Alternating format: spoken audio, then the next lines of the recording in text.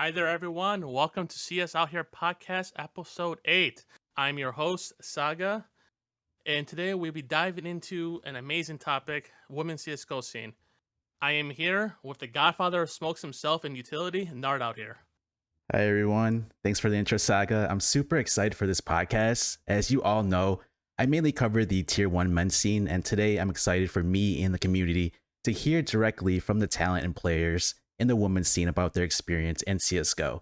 It's a scene that has been around for a lot longer than people think, and it has its own amazing ecosystem, and I'm looking forward to learning more about it today. So let's introduce everyone to our amazing guests. All right. First off, Aurora cannot join us today. She got sick. We all hope she feels better. But let's introduce everyone. We have Heku, who's a wonderful host and interviewer for HLTV. Hi, that's me. Veerless is a commentator who does the scene, who covers the scene. Hello. We have Anders himself, one of the best commentators in esports. Hey everyone. Benny Kage. I'm gonna call him Benny for this podcast. He's a women's caster for the LCL broadcasting, and he's one of the guys who covers the scene the best.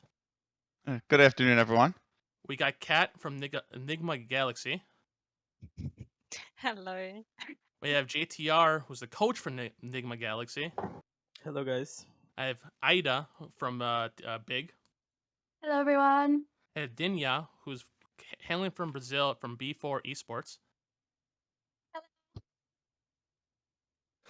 We have Goose Breeder hailing from NA at CLG Red. Hello. We have everyone mispronounces her name. It's Jessica from Sacrifice. My name is Jessica, but it sounds like Jessica. It's like we got it fixed from Sacrifice. Hello. We have Bouchard from the team Please Send Books box. Hello. We have a pro player in Sevalicious. Hi. And we have Kinslayer from XVG. Hello. All right. We have a huge panel of guests today. Let's start it off. First, I want to ask everyone a very easy question to start this off. What got you interested in CSGO? We'll start with Kat. Well, for me, it was very simple because it was my siblings, and that's where it got off pretty much. I don't know. It was just my siblings, basically. Like, they always played games, yeah. And how would you explain the journey to become pro? How do I explain it? Yeah. Pretty much I just kept on grinding every day, and I was trying to get in touch with some female players, and that's how I got here. Just kept on grinding every day. All right. I'm gonna start. Next, I'm gonna go with Ida. The same question, right? Yeah, same question. What got you interested in CSGO? I have no idea because I got interested in games because of my brother, but he never played CS, so I'm not sure where CSGO came from. I had a Steam card and I bought it. I'm not sure how. And the other part of the question. How would you explain the journey to become a pro player? Yeah. I guess the hardest part it was to start, because as soon as you get into one team, you feel like you cannot go back to playing without a team, without being competitive. Like, as soon as I started one, I wanted to go for my next one and keep on grinding, and yeah. All right. Dinya, same question. What got you interested in CSGO? Oh, I used to go to LAN houses with my brother, and I felt in love with the feeling of the feeling of competitions there. So it is. I understand. You got excited with the competition and the scene. Yeah. All right. Don't worry. Don't be so nervous. And how would you explain going pro? If you want to speak in Portuguese, we have JTR who can help translate. Oh no, that's okay. I used to play when I was really young, and then when I see my brothers doing that, playing and competing, I just wanted to be like them, and I kept grinding, and and I got here. That's an unbelievable story. Goose Goose Breeder.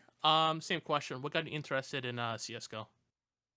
So I grew up playing a lot of different games, mainly through influence of my brothers. I did play a lot of shooters growing up, but then I kind of got into League of Legends, which I played for like 4 or 5 years. At some point, League like tilted me like off the planet of the Earth, and I decided I wanted to have nothing to do with it anymore competitively, and so I swapped over to like CS, and I just like fell in love with it really early on. I think like growing quickly in the game is what made me like want to stick around. And to answer like your other question, my journey to pro, basically what I ended up doing was I just played a lot again because I really liked the game, and I just started streaming, and I guess by putting myself out there, I got noticed and I got like a chance to try out, and from there it's just been like grinding ever since to try to get better. That's about it. I had the same feeling of League of Legends. I'm in kind of the same boat with you there. Yeah. Jessica, same question. What got you interested in CS:GO? Oh, wow, I didn't know that about you. I actually played League of Legends too. It was like my first competitive game. But yeah, I also just got sick of it. And I was like, I'm done with this. So I started just playing random games. And then one day I just randomly played CSGO, and then I was like, it was like crack. I got like addicted. And then I just kept playing because I loved the game. And then I never really expected anything to come out of it.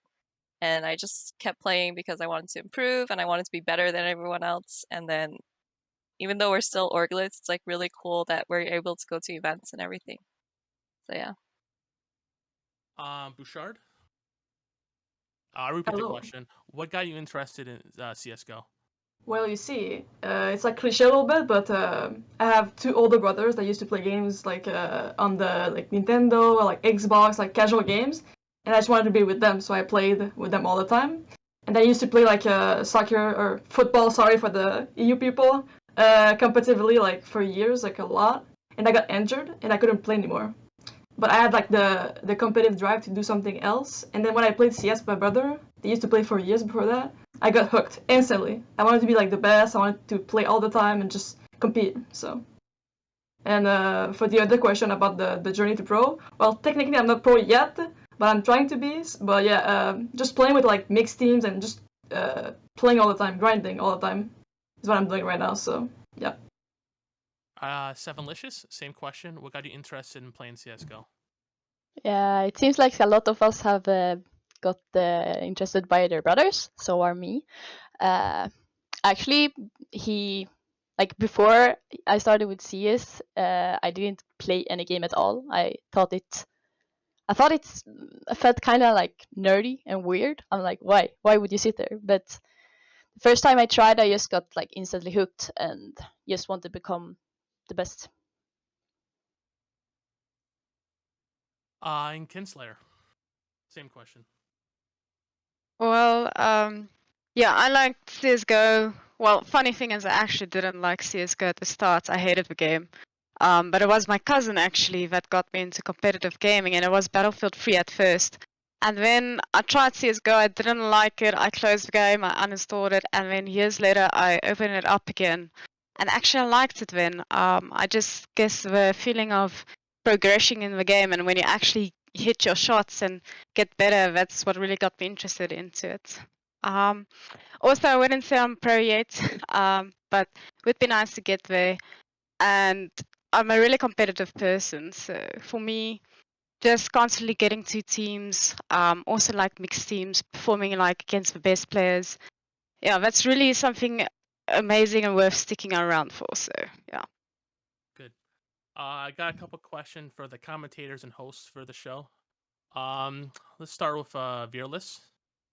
How is the environment when hosting and commentating these new events for ESL Impact? How's the environment? Well, I think in comparison to a lot of other events, we're allowed to have also a little bit of fun. Especially producers are always saying, like, just have some fun with it. You know, it's not as strict and cool as perhaps the male scene would be. So I think we can just be a little bit more loose and create this fun thing all together, which I personally really enjoy. I can be a little bit more loose, therefore we don't get to be as nervous. I feel the pressure is a little bit less, and therefore because it's so much fun, we get to learn quicker. We can be about so many different people, so it's not as much set in stone as other events would be, which is actually pretty refreshing. Let's kind of open this up for a little discussion of Heku, Anders, and Benny. How would you say like the hosting, the commentating for these events are? I can say like right away that it's way easier to make interviews with the ladies because they're so open to talk to you all the time. They might be nervous, like you come to them and say, "Okay, I'm gonna interview you," okay, and then I'll be like, "Okay," and they're like prepared. They'll like morally get like into the like mentally get into the right state, but they'll be like really open to give you an interview. Like I never got like a no. Okay, maybe a few times when they were like no English, like with some of the players. Like most of them are really open to interviews, which is like really a pleasure to work with. I mean, I'd love to second that. This is something that I really noticed when we were doing both of the the Dallas event, but also the last one in Spain. I thought it was really interesting that a lot of the girls were way better interview subjects. And I mean, credit Heku as well for getting good interviews out of them, but they were generally giving more interesting answers, a lot more. Because this is like a plague in the male scene. I've noticed that people will just say, it's going to be a tough game. Like anyone could win it on any given day. Like who knows what's going to happen? It's really media safe answers. Like you're never going to get haunted on social media, but it's also really boring to listen to. So yeah, I noticed that too. It's really cool. And I have one more follow up for everyone, so join in. I'm also there's been I'm wondering how are the commentator and desk jobs in 2020, and I kind of want to what kind of changes do you guys want to see for especially for the women's scene?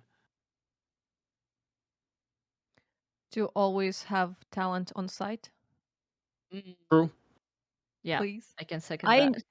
I enjoyed my time in Dallas. It was amazing, right? But if I also had like the rest of the talent and they would not need to stay until 7 a.m. while being in Stockholm, that would be amazing. Yeah, and personally, I felt back in Valencia was just it felt kind of relieving in a sense because I've been casting the women's scene since 2021, and like early on, and there have been multiple events, but all of them were like online. And now that we, for Dallas, I do sort of understand where everything came from, but I hope for the future that, as you said, things can be more on site because now that we, COVID is hopefully sort of gone, it just adds a lot to the product, I think, and for us as commentators to finally also meet the players and not just be some vague acquaintance via Twitter.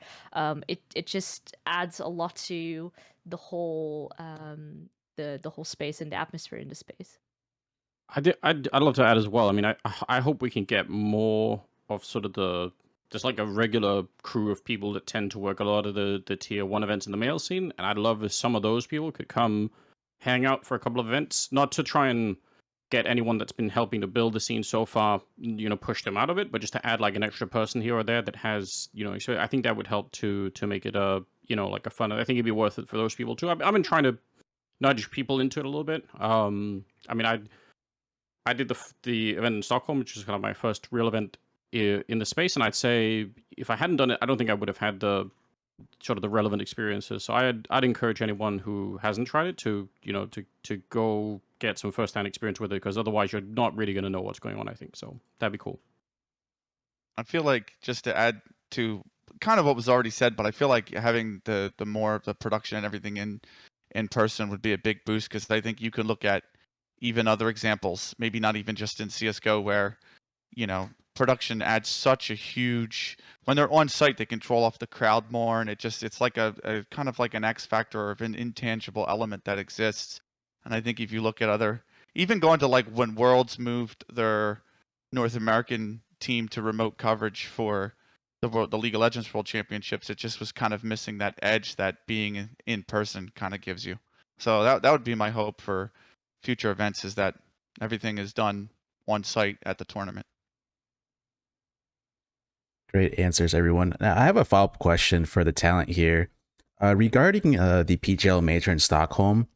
When they originally announced their talent, there were no female talent, and there was backlash and outrage from the community. And then later on, PGL announced Freya, and like I hate the fact that this took away that she should have been there from the start. She's a great stage host and host. Is this from this point on, was all TOs focused on diversity now, or has it always been an initiative? If I can speak. I do know that ESL prior to the major was already working on this. I think they were working on it since I mean, I know March 2021 at least, but that is when they were reaching out to some people within the scene to make sure that whatever plans they had for the future were not tone deaf, and to make sure the commentators are happy, the players are happy. But that was already back then. It took literally a year for everything still to start, and perhaps they were even busy with making plans prior to that. So they had ideas for a long time, and before ESL merged with DreamHack was already pushing showdowns. So I do feel they were already busy with it even before that happened. It might have amplified it or rushed it a little bit, as to also with the income of Valorant, they felt probably the urgency to probably speed up the process a little bit. Yeah, I mean, I think with the PGL stuff specifically, I know that there were quite a few people behind the scenes before, when we sort of got the original roster of people that were already, before it was even made public, was saying, "Hey, this, this seems like a little bit of an oversight. Maybe someone should redraft this a little bit." And I think the theme for that major was something like having sort of all the old people that have been around from the beginning, which I think is a stupid situation. Like, I think we should just always hire the best people that are around on like any given year for the events. Like, I think that's the way to go. But I think that probably is what messed it up. But I agree. Like, I think it was a real shame. Yeah, a bunch of people should have been there from the get go. So definitely, I would say an oversight. But I mean, I know what Real is saying is true. Like, ESL have been looking, Blast have been looking at it for a long time. I know that's something that they care about. Yeah, I mean, I just think we should hire the best people, and I mean, Freya is definitely in that category, and a bunch of other people too. So we don't even have a problem with finding the best people, and if so that's going to be great. Like, a bunch of them are women, and we don't even have an issue. We don't even have to try to crowbar anyone into anything. So it's good news. Thank you for the insight, Verlis and Anders. Saga's going to go on with the next question here. All right, this is for Heku and Fearless. Before we move on, my question for the both of you: How was it breaking into the CS:GO scene? Did you face any adversities at all? Who talks first? Whatever joined. Let me think. You go first. That's what I'm thinking. Like, can you maybe change the question in a way? I mean, rephrase it. Okay. Just All right. just understand what I mean. What are you asking? How was it like? How would you explain breaking into the CS:GO talent and scene? Like, what got you interested in that first off? And when you were getting into that scene, did you face any adversities from other I'll say guy hosts or criticism from Reddit or anything like that? I mean, I feel like whenever anyone is trying to do something in esports, they will have difficulties. They will have the people that support them. They will have the people who don't like them, and it doesn't really depend on the gender. I would say, for example, James Banks was the one who recommended me for the Vplay Academy League as a host. So, which is kind of nice, especially considering that maybe in the future potential we might be in the same same feeding zone. How to explain with a fight for the same spots. But I never really felt attacked as at least as a talent, a talent that oh, as a female there's blah blah blah blah blah. I personally didn't have outside of that. Of course, it was the grind, but that doesn't matter Yeah. who you are, what you are. Like, you'll have the grind, you'll have the struggles. Real Um, same concept, same belief. Yeah, I feel it's a little bit similar. I think earlier on when I was starting just casting, I think like my first year or two were definitely I had the struggles with sexism, especially in the commentating type of things. You know, if you take on that role, especially if you do a lot of online work, it tends to be a lot of times without a webcam, so it was usually just my voice. And people would rather assume I was like a 12-year-old boy than a woman casting, which was a little bit odd. But I feel, you know, with time, especially now having worked with, you know, some more established names in the industry, I have gained a lot more respect. People just know what I bring to the table. So nowadays, luckily, I don't really have that issue, not necessarily anymore. I mean, shitty people are always in the chat, but I don't feel as targeted like with every single cast that I do, and I also don't care as much anymore. But I feel that's probably with the same, but like even with players, and no matter which role you take on within the gaming industry. So I'm just very glad that I've sort of like overcome that phase, and I have a lot more respect now, and I can just do my job. Perfect. And I understand there's a lot of shitty people out there, and we'll be hitting on that topic a little later. We have one coach that I want to ask a question for. Hi there, JTR. What's up, man? Hello. You're coach for Enigma Galaxy, probably the #1 female team at the moment. I want to ask, how is it coaching for a women's pro team? How is I it mean, like? it's like a different challenge, I would say, from a male team. It's like there's other aspects that you need to develop first, because I feel like on the females, yes, there's a lot of overthinking of the situations. Most of the times, they overthink the situation too much, and it's something that you need to work on, like mentally. When on male scene, I mostly it's not the decision making, it's the set strats, the everything that you need to set up, you know. So I think it's more about like the mental part first, and then like grinding it until you make like a really like altogether team and lineup. I want to bring this up for all the players at the moment. GTR kind of just mentioned like the process of overthinking in the scene. Do any of you have having to say about this, like how the women's scenes? Any comments? I guess I could add to it. I mean, I think it makes sense because, I mean, I'm not sure, JTR, your experience within the mix scene, like the type of level that you coached. But I assume that if you're coaching higher level players, they're probably less likely to overthink situations, I would assume.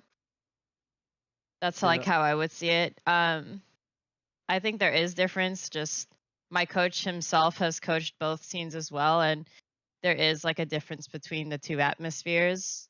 But I think that it would make sense for that to be the case with what JTR said. Anyone else have any other insight? Not as well. I mean, obviously, don't know anything about the coaching side, but Yeah. I had a thing that I was posting on Reddit and on Twitter a little bit that maybe sort of slightly correlates to this, but maybe just a fun thought exercise for people to go through, and maybe actually if anyone's a video editor, might be a really fun project to try and look at.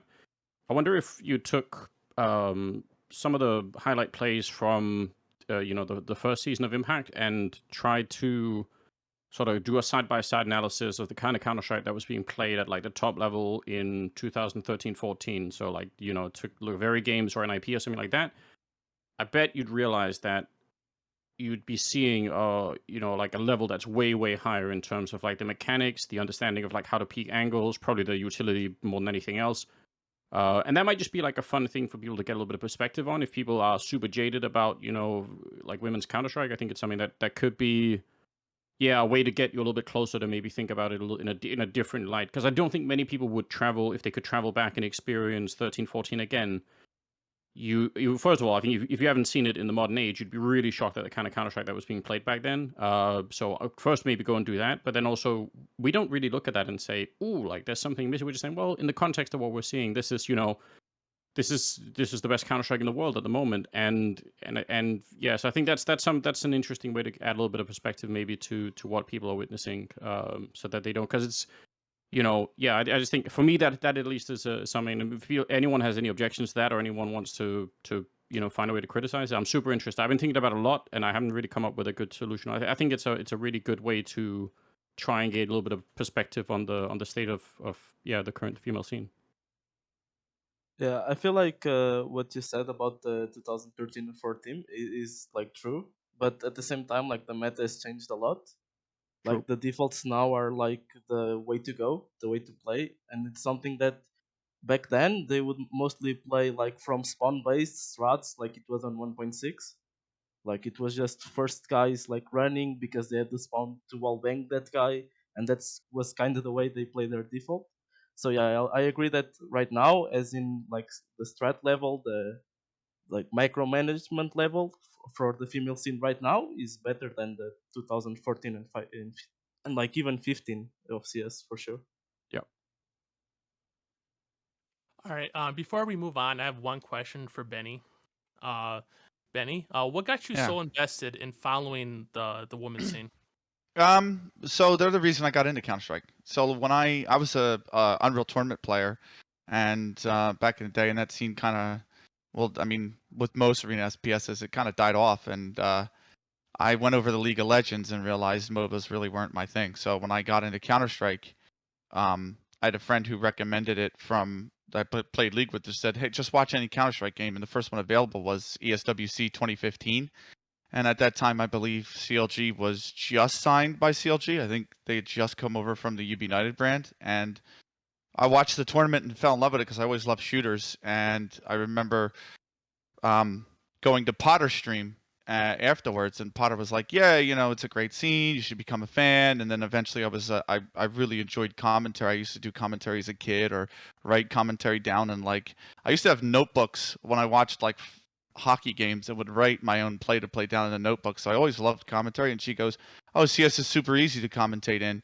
This is how you do it. And then when I got in, I realized, or when I started doing it, I mean, which was like season 29, 30, I realized that the scene was so deep and had so much history, even before I became a Counter-Strike fan, that didn't get the kind of the shine or the light that a lot of other teams and whatnot were getting at the time. So I became very invested in commentating all the ESEA games and going to a LAN center to do that for 12 hours on a Saturday or Sunday, and I just fell in love with it. I love the passion, man. All right. We're first going to break into the topic of the podcast. We're going to go into the esports aspect of it first. I know this for the longest time. The women's scene has been struggling, and that's why a lot of women pros went to Valorant, which the game does suck in my opinion. I'm going to say that a lot during the stream. In ESL at the end of the year and beginning of this year, push for the GG for All initiative, and which we got ESL Impact, which I think is amazing, just for the also for the scene, and also gives the ability for women to play the game that they love. So I'm gonna first dive into the first question. Before ESL got involved in the females CS, how would you describe the scene before ESL Impact? Well, we'll start with Ida. I would describe it as dead. I mean, I guess the 2 years of COVID didn't really help at all. That didn't help. That did not help nothing. They didn't help at all. Like there was competitions before COVID. There was Copenhagen. There was WESG. There was a few competitions here and there, but then COVID hit and all the lands went away. All the competitions. There was only like a few like one small, very small competition, like once every 2 months, and it wasn't enough.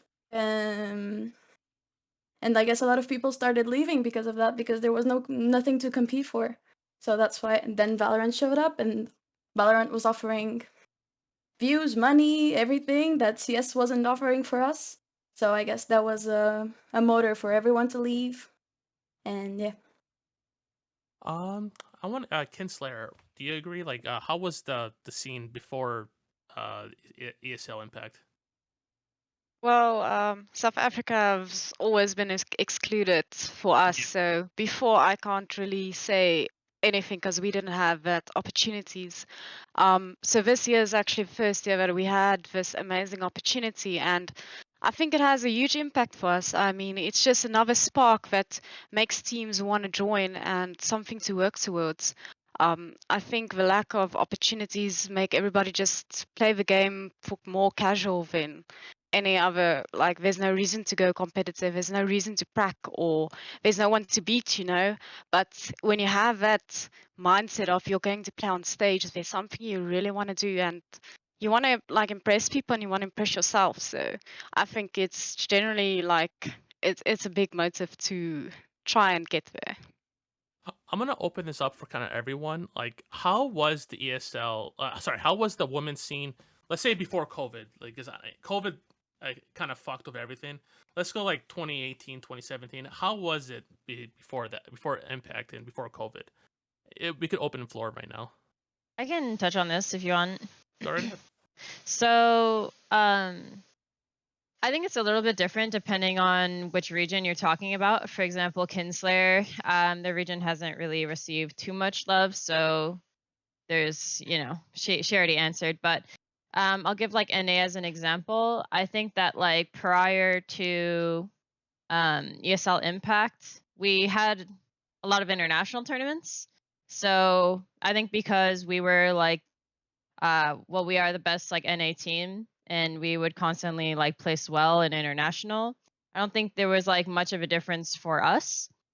But I think the biggest difference between ESL Impact now and prior is the growth for the players who are orgless, who aren't quite like number 1, number 2 yet. I think that the consistency offered through ESL Impact, like the cash cups, I think it's proven to be effective right now. As you can see, we have players like Jessica, who I would have never seen prior. Like those players who were like up and coming in the scene just didn't exist in NA. We had like 2 teams, and then any team that tried to get into it was just not good enough to beat like CLG/Dignitas at the time. So they would just die. Like those teams would try to qualify and then they would die and they wouldn't stick around. But I think because of the consistency through Cash Cups, through Impact League, it gives teams something to stick around for. It gives potential orgs a reason to invest through the consistency of the tournaments, the leagues, the exposure they might get. And I think because of all of that, it creates a lot of growth within the scene. And I think this is like the most I've ever seen NA grow in terms of players, in terms of teams, and even potential like orgs getting interested. I would like to add something to what you said because I'm in this situation of like not being like in an org or something. If that's okay. Go right ahead. Go right ahead. Because like I think before COVID, like before ESL Impact, it was hard for. Like, I've been playing like CS in the female scene for like 5-6 years. And it's always hard if you like. There's like CLG, in NA. I'm talking about NA. There's like CLG and Dignitas for years, but like if you don't play in these teams, it's hard for me or like players that try to like make it to go full time because you don't make it a living, so it's hard to play a lot. Like you don't make money, so you have to like make a living. You have to work. You have to have a job. So to practice full time to be able to beat those teams is hard because you can't. Like you have players that are like 20 years old, 18 years old in school, working, but to be the best team, you have to play more. But it's hard for teams like us to do that. And then if orgs want to pick us up, but we break up, like before we can get picked up, it's hard. But now I feel with ESL Impact, like orgs and like there's more views, there's more money involved. It's way easier for like people like me or like my teammates at work and stuff to like put more time in because like there's like a promise of something. You know what I mean? So it's a lot better now than before. Let's just say that the scene is way more alive. Yeah, I It's want easier. to. Sorry. Go ahead.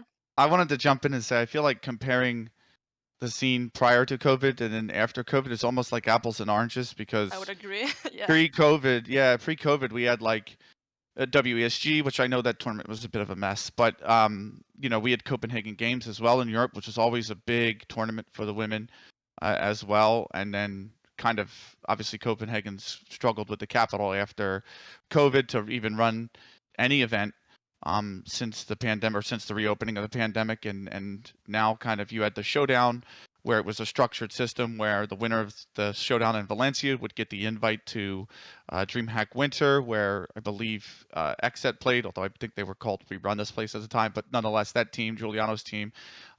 So I feel like comparing the two is a little bit the apples to oranges because there was more players within the scene, whether independent or the big tournament organizers. And now after COVID, we kind of just have the two with ESL and Gamers Club who are running events, and Gamers Club mainly in obviously Brazil for those that don't know, but yeah, I feel like it's apples to oranges because of that. So I feel like it was I want to say the scene's definitely gone through a revival with ESL. I don't think there's any doubt, right? Because obviously when Dignitas left for Valorant, you kind of looked at North America and said there's only really CLG here.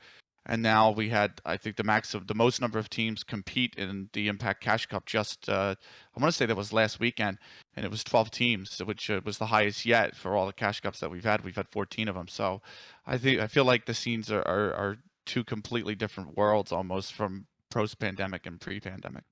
Yeah, it's definitely growing again. Sorry, yeah. Can Just I like- add something also? Go right ahead. Go right ahead. Yes, I think it's so nice also because I feel like it's a wake-up call for all the organizations also to actually they want to have a female team or they want to like grow the female scene, like Big or Navi, like those are kind of new organizations, and I just think that's so nice that it's like a wake-up call for them to actually invest in us. Thanks, Seven Listeners, True. for your input. Sorry, was somebody going to say something? I just said true. Oh, okay. Now, everyone, for the viewers at home who don't follow the women's scene, going back to what Goose said, there was a couple international tournaments as well as Benny before the scene. So like Copenhagen. What other tournaments were there? WESG was the other big one that Okay, I remember. but there was no league, right? There was no like female No league. league, yeah. No Okay, league. There was never a league, so Only yeah. tournaments like Gotcha. Saudi Divina was also yeah. and then regarding the scene, you know, a lot of the big names in the women's scene actually left for Valorant. Like you got your Giuliano, Zaz, Mimi, the whole Dignitas team. So and as well as like a lot of orgs were leaving, like everyone was saying, which brought on ESL Impact. So last year, ESL got involved and decided to create the ESL Impact. What's your take with it so far, and how would you describe the scene right now in 2022? Let's go to Seven Licious and then Kat for this question. I would say it's like a lot bigger, and it's just like more opportunities, and it's so nice because it's more like tournaments and more games, and which makes more players actually wanna grind and not give up or have to give up because you have to like prioritize job or whatever. What more did you ask? What is the current scene looking like right now? I would say it's getting a lot better also, that we're like getting better also.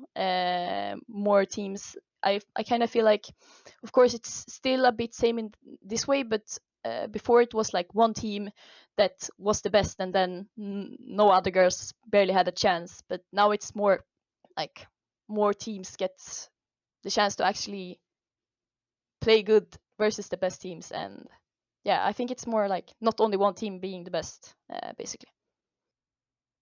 Thanks, Seven Malicious. So what do you think, Kat? Oh, your mic's muted. Okay, cool. Awkward. Okay, nice. I think it's really great opportunity for females in, because even like, I think if they didn't create it, like, I don't think I would even be on the scene, very likely. So I think, as I said, it's an opportunity for like a lot of new players to come in. And I already think that by the time, but till now, basically like the scene has grown a lot, and a lot more like female players are basically interested in it. and would like to like start the journey of their own. I want to ask Dinha because she's from Brazil. How is the ESL Impact, like the scene? How is it in Brazil at the moment? Of all the teams in Brazil. Here in Brazil, we have Gamers Club who helped us to maintain the scene alive for a while. But when the ESL Impact came in, uh, it is helping us to maintain the rhythm and the consistency and to maintain the scene alive. Is you're pretty much saying like Brazil is actually like helping you, is helping push like the whole scene together? Is that what I'm kind of getting? Yeah. All right, because especially in NA, like I think Gooseberry can kind of agree with like when Valorant hit, they weren't helping that much. Was it? Am I getting that kind of correct? Like prior. Like prior, yeah, like before ESL, and especially now. Now Oh, they're kind of okay. helping, right? You would say? Yeah. I mean, I think the leagues is a big difference with the cash cups. I think the biggest difference, even prior to COVID, is consistency. Not just for like the top teams, but for the like the teams that are new. I think that's the biggest thing in any scene is giving enough support so that up and coming players have a chance to get into the scene. I think this is applicable to like any scene. Even like the mixed CS. I think any region that doesn't have enough love in their tier 2, tier 3 is typically not going to do as well, or it's not going to grow much. So I think that the cash cups and the impact leagues, as well as like slots to different regions, like regions we haven't seen often in the past. For example, like I don't even think Brazil had many opportunities to play internationally prior to Impact League. And they're obviously a good region because they're performing well internationally so far. So I think that these are all things that are different with ESL Impact coming into the picture. All right. I want to keep going with ESL Impact. Like, what did you all see moving forward to the end of the year? Like during like the season and ending into finals. Like, what would you like to see improve, and what would you like to see moving forward? We can ask some of the hosts and commentators. We can go, Heku. We'll start with you. Like, what can ESL improve from their side? Like yeah, ESL Impact. Like, what would you like? What would you like seeing to improve moving forward? Maybe to even get to produce even more extra content where we get to know the players, because like I think we did like a really good job during Dallas, and it was, I feel like, a little bit less during Valencia, but there were like some difficulties. If we could like, like tell like more stories about the players, because once you know the player, it's way easier like to support them, like to follow the story of like of the player, of the team. So if it's just some kind of like maybe a production around the players, that would be nice, like as a something you can show like between broadcasts, or even like put like on Twitter or like YouTube channel. We can open it up for Fearless Sanders, like GTR. What's your take? Like, what can we do to like? What do you guys want to see like ESL do to improve? I mean, feel like Heku's stealing all my talking points. Yeah, it's good though. I mean, I agree. I think it'd be interesting if, because we know ESL have this giant Louvre agreement with all of the like a bunch of organizations, right? And I don't know I'm not a lawyer or anything, but it'd be cool if they could use that as like a channel to have a discussion basically with all those organizations to try to sort of say, hey, if you already have a spot in the whole Louvre agreement circuit, then maybe we can, I don't know if we want to necessarily double it and make sure that only those teams now are suddenly playing an Impact. I think that would probably be a mistake, but just find a way to sort of to sort of help them see that there's something cool happening here and sort of push it. I think that'd be really awesome if some of that could be happening on the business side of things, because I think I think that would help speed things up a little bit more. So that's something that I hope is happening behind the scenes a little bit, to try and get some more organizations involved, and yeah, that'd be a good step, I think. I want to hear GTR's since he's a coach, what would you like to see like be improved on? I think the schedule. I'm not talking about Valencia because both Valencia Challenger and the Impact League were cups, so we basically had the same schedule. But I think the Dallas tournament specifically should have like been like, for example, before the male final, for example, between Cloud9 and other team that I don't remember. We could have the final from the women's scene so that more people would see it, because basically what happened there is that the male scene kind of like the final was over and then they went to the female one, and the same thing happened on the Valencia, but on Valencia it's different because we basically had the same schedule as, but on Dallas it was like different. So I think like the schedule, thinking more about like putting people that support the male scene to watch a bit of the female, like as a prior thing before the like the big final, I think it would be like a great idea.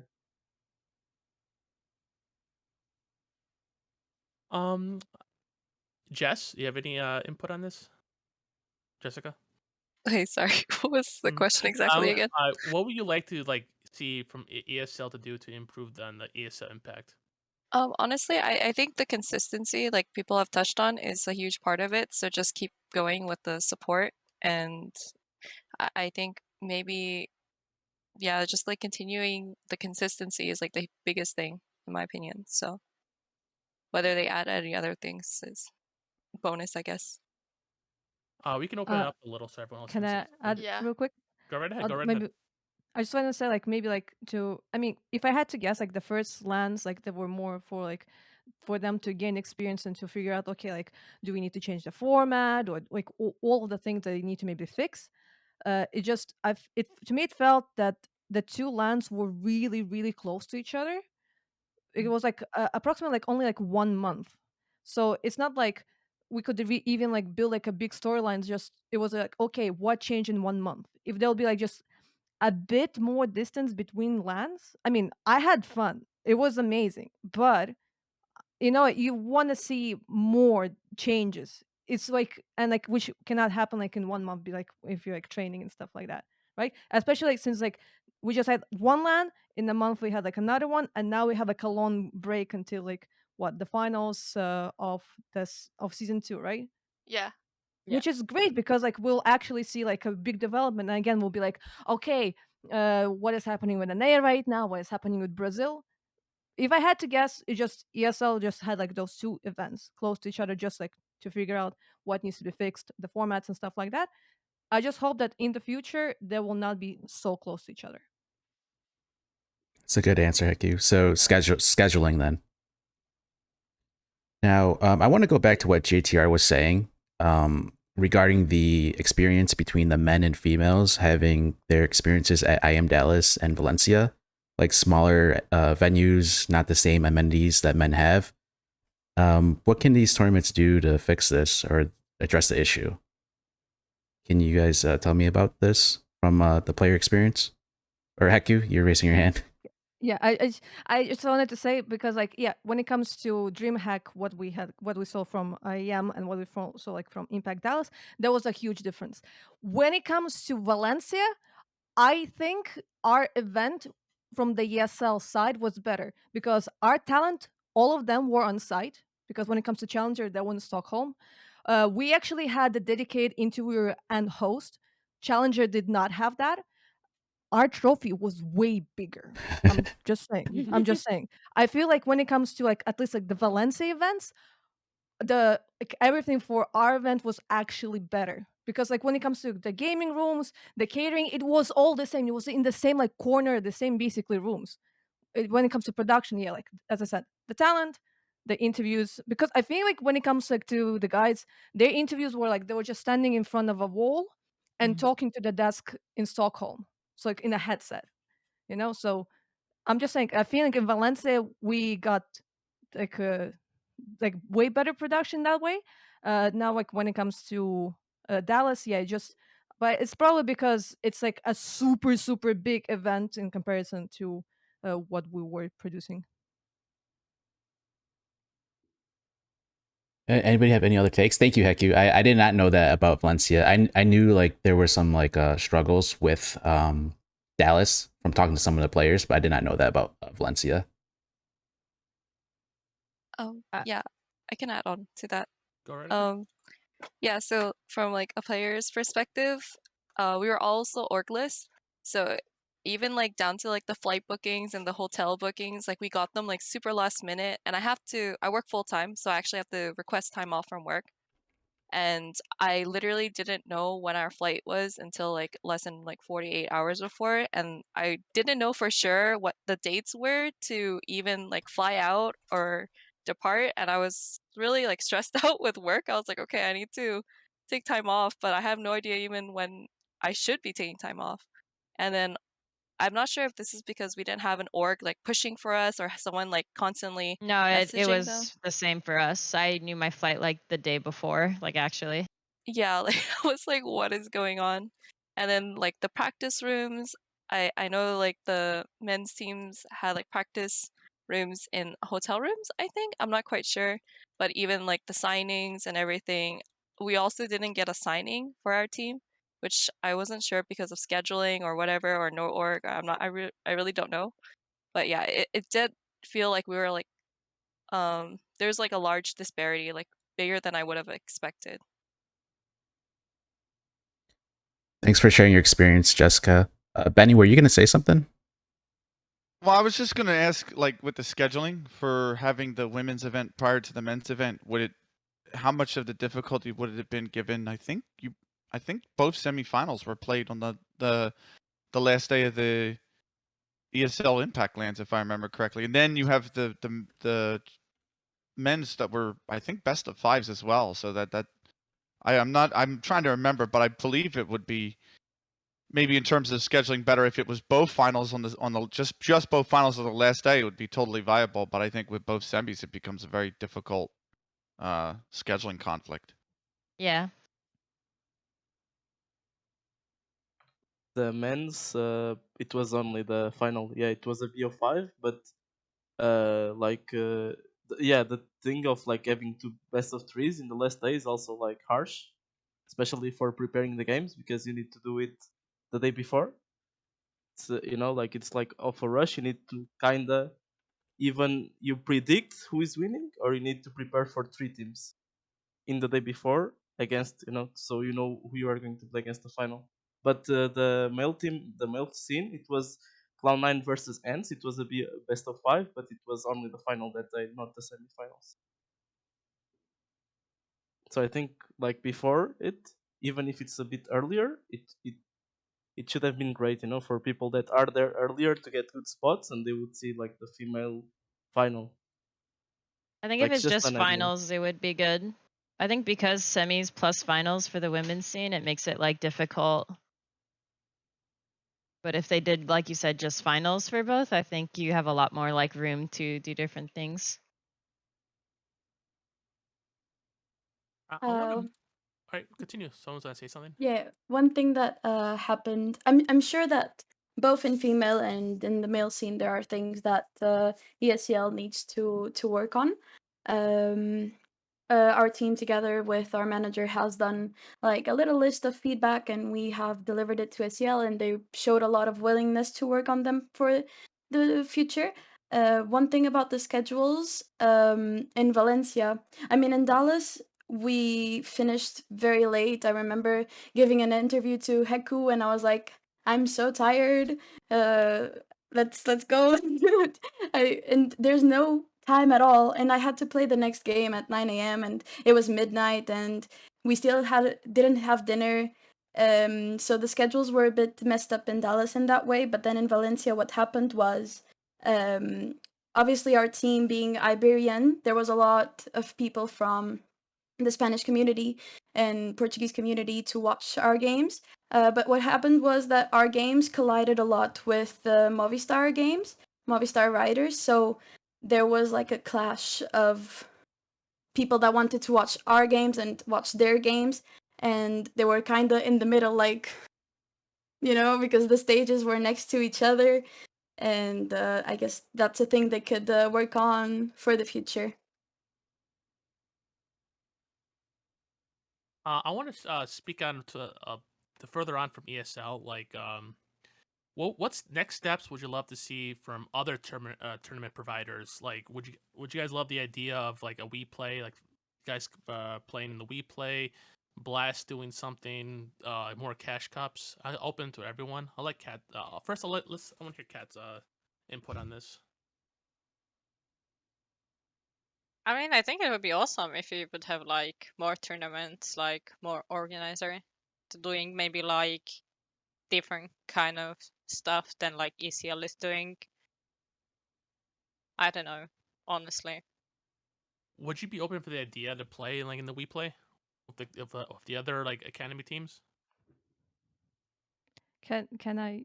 I'm sorry to interrupt. It just I had Go ahead. Go right ahead. I'm sorry. It's just Go I ahead. had experience working with WePlay, so I kind of have an understanding how exactly like it works. In the academy team, only academy teams Only can academy play. teams.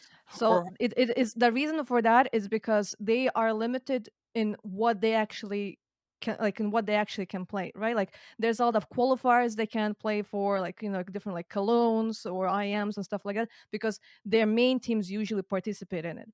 And there were like different tier 2 teams, male ones, that were interested in playing in the Vplay Academy League, but they were said no, because you are not an academy team. You are not limited in like what tournaments you are allowed to participate in.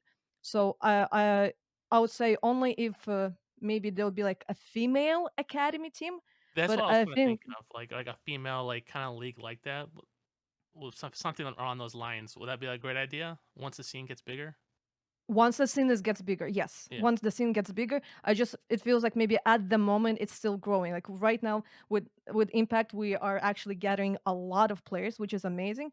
I don't think we're yet at the moment where we can actually have full on like a full on academy league with with 8 teams. There's just like a lot of players. Yeah, I agree. Yeah, same. I would like to add something. That's okay. Go right ahead. Go right ahead. I just feel like it's like when you said what you think ESL Impact should like do better or like could do better to improve or grow the scene. In my opinion, from my POV, 8 slots for an event is not enough because there's like a region that are like I wouldn't say overlooked, but you can't invite everybody. Like for example, you have Asia that didn't get any qualifier for ESL or IM Dallas and ESL Valencia. So like the scene there, if there were 2 slots for like the last 2 events, would have grown so much more. Like more slots for event. I think for lands could help good the scene like globally because like from my experience, orgs want to sign teams that go to events like LAN events, stuff like that. But like if there's only 8 slots, it's kind of hard for your team to get into the scene and get an org and like grow and get better. So yeah, I just thought about that. Yeah, I think that also adds to like regions that don't get love. Yeah, Like yeah, the yeah. Australian team actually came to NA to play in our qualifier, which was like Yeah. good on them for like doing that and winning that. But I think that it does like I do feel bad for like other regions who just like don't really get a chance. It would help Just grow so much strictly more, I because feel. there's Yeah. like less slots and whatnot. Yeah. Speaking of regions that don't get love, I know Ken, you're from a region that doesn't get love that much. What do you think about this? Well, I think any opportunity that gets other regions more involved is a great opportunity. I think because we don't get to play against teams like NA, like the guys with all the skill and talent, So we're not playing against each other. So we're limited to the ceiling that we have in our region. So I think the more we get to play against other regions, other players, then I think it also will improve our skill level and get us chance to see how we can improve. So I would full on agree that it will only improve like 100%. Grow the scene globally. That's the goal. So Yeah. like having more teams, having more players, and yeah. I would like to add something Go right to ahead. answer Echo. Like I think, in my opinion, the next step for female scene is to play against academy teams for sure, because female teams also get those restrictions. If you have a male team, and if they are playing any qualifier or any top team, if they are in the conference or EPL, you cannot participate in the same tournaments as them. So, and we had this back when we were at Galaxy Racer. We had the main Swedish team, and we basically wanted to play every open qualifier there was, the male ones, and we could never do it because we simply cannot have two teams playing it. So I think like for the future, I think like the two teams that, or top two teams that outstanding the most in the female scene should have like a slot in We Play League, because I think it's really the next step, because I don't think it makes much of sense to like win, for example, a CL Valencia and have invite for Conference League like Movistar did, because the level is just too high, the gap. So I think the We Play League Academy is the next step for female teams, yeah. Anyone have input on that? What JTR just said? I mean, I think agree it's too. not a bad idea. I think the general rule, like both of you are honestly in agreement, is I mean, you can't play like orgs who pick up other teams. They can't play at the same like tournament. Obviously, there's just like a conflict of interest.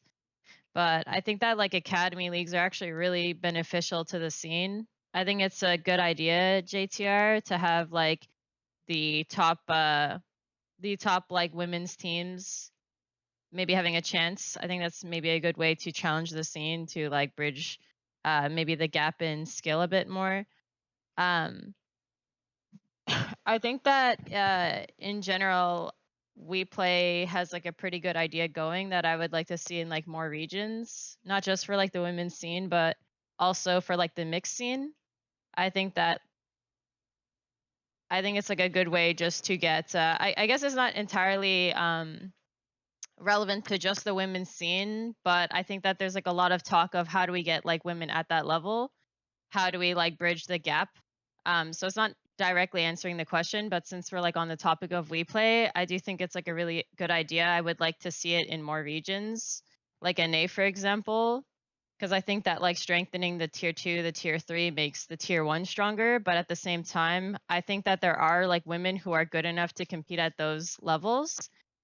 And I think that having that like in more regions would give like an opportunity for people to see that like women can compete at that level, but also I think it would give a chance to potentially scout women players into mixed rosters as well, since that's like a very big topic. I think that like if the scene gets bigger, if more orgs get involved, then at some point it would make sense for like, let's say there's like the best like women's player in the world is on the org, but like she probably can't leave her org, but let's say like an academy roster scouts like that player, picks them up, then she's like playing at like tier 2 CS. I don't know, it's a bit like jumbled because it's not necessarily the point, but it's something that I've been like thinking about a lot. And I hope that like kind of makes sense with what I was trying to say. You literally just hit onto the next point where I'm gonna mention. I want to know what's like everyone's take on what it is to bridge the gap, to play against like obviously like tier 2 men, tier 3 men, and eventually tier 1 men. I know Goose wants to say something, but before I'll let you talk. I want to hear Seven Lish's take on it really fast. I always thought that it's like super important for us to play both female tournaments and mixed, or like male tournament, the normal ones. Yeah. Because like, of course, the skill level it's a big gap right now. But I think like the only way for us to actually fix that gap is to like play versus males, and like if it's going to be hard in the beginning, but we just need to learn from every tournament, from every game we play, and just get better and better and better. So yeah, I think that's super important. Fearless, do you have anything, any input, and what next step would you use to bridge the gap? I have something. Oh, who said that? Sorry. Cat. All right, Cat, go right ahead. Well, as like I think it's very important for the gap, as was mentioned, to play basically against like better players. It doesn't matter like male or female, like that we have here in EU, that we play like ECA, that's like the big league here that we play. And I think that's very important to play and keep on like improving and trying to get higher and higher, to basically like improve individually and as a team, because you always gonna meet someone that is stronger in there. And if you can basically climb higher, it's gonna show you that you are actually improving, even though it's gonna take some time. But I think that's one of the way how to improve. All right, I saw a couple hands go up, so I'm gonna make this go in order. I'm gonna let Veerless go first, then Heku, then Goosebreeder. So Veerless, the same question. What next step would you use to bridge the gap? Well, I kind of agree with what has been said here already, but I do want to add, as to, gaining the experience through tournaments, playing against male teams, that's probably the key. And I remember having a conversation with someone who works within ESL DreamHack, and it was back when DreamHack Rotterdam was happening. And back then, former exit, Juliana's team, was then playing, and they were playing, that tournament against, like 6-7 male teams. And they got pretty heavily stumped on, and a lot of people were commenting about it, very negative, like, oh, it's not really doing anything. But we were having this conversation about, yes, okay, it might not happen right now. This is only the first proper try they have been able to get in pretty much their whole career to be on a stage, to play against these teams they've never got to play against. And it was, only a couple of games. And what would happen if that were to happen more consistently? You get to have that experience more and more. It might not happen the first try around, but hopefully as time goes on, these women teams can get better and eventually can sort of tag along with that level. But it will have to take time. That is just the reality of it. Heku? Yeah, we were talking about different organizations, and I was thinking about potentially like maybe what Faceit could do, like a hub that is being actually supported by Faceit. It's not just like some kind of organization running their own league, but basically a hub where, female players are competing against each other, and maybe like some top places get an invite to play like the FPLC qualifier. If someone is like really standing out, maybe Neil M or anyone else who's like scouting out the players can like give a direct invite, but that can potentially maybe help other like female teams find like maybe their future teammates. Plus, I'm just like I was just thinking about like how like Faceit could actually like help in this way, of first maybe helping and giving like a boost, and then like if the player is actually good enough, yeah, full on play like FPLC and stuff like that. Because like right now, like we saw invites like for some like Enigma Galaxy, you ladies like got an invite to FPLC, so like I thought like if something similar can be, but just as a hub or a league or something like that. I think there For Faceit. was something like that for female before, because that's how I thought that you actually get into the like female scene, even though it wasn't fully like that, because it was kind of dead, at least here, like that we had one. Yeah, I don't know. there was a FEPL. I think in NA. I don't know about the. I think there's one more for EU as well. But there was like a FEPL with Faceit that like a female league that they made, but it's pretty much dead, and like there was not enough players so to play the, you know, that league. So it kind of died. So, but I think right now if they did it again, I think they would like grow more for sure. There's more interest. It feels like right now there's way more interest, Yeah, and it would really help. it would help a Yeah. lot. I feel like they should do it again for sure. It would help to like Yeah, I think find at new the players. Sorry. yeah, sorry. All good, all good.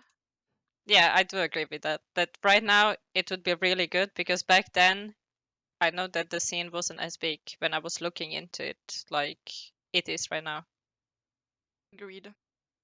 I have a question like to the players. I'm really sorry for like stealing the role of the host or anything. I just have a Go right question ahead. like, to the Go ladies. right ahead.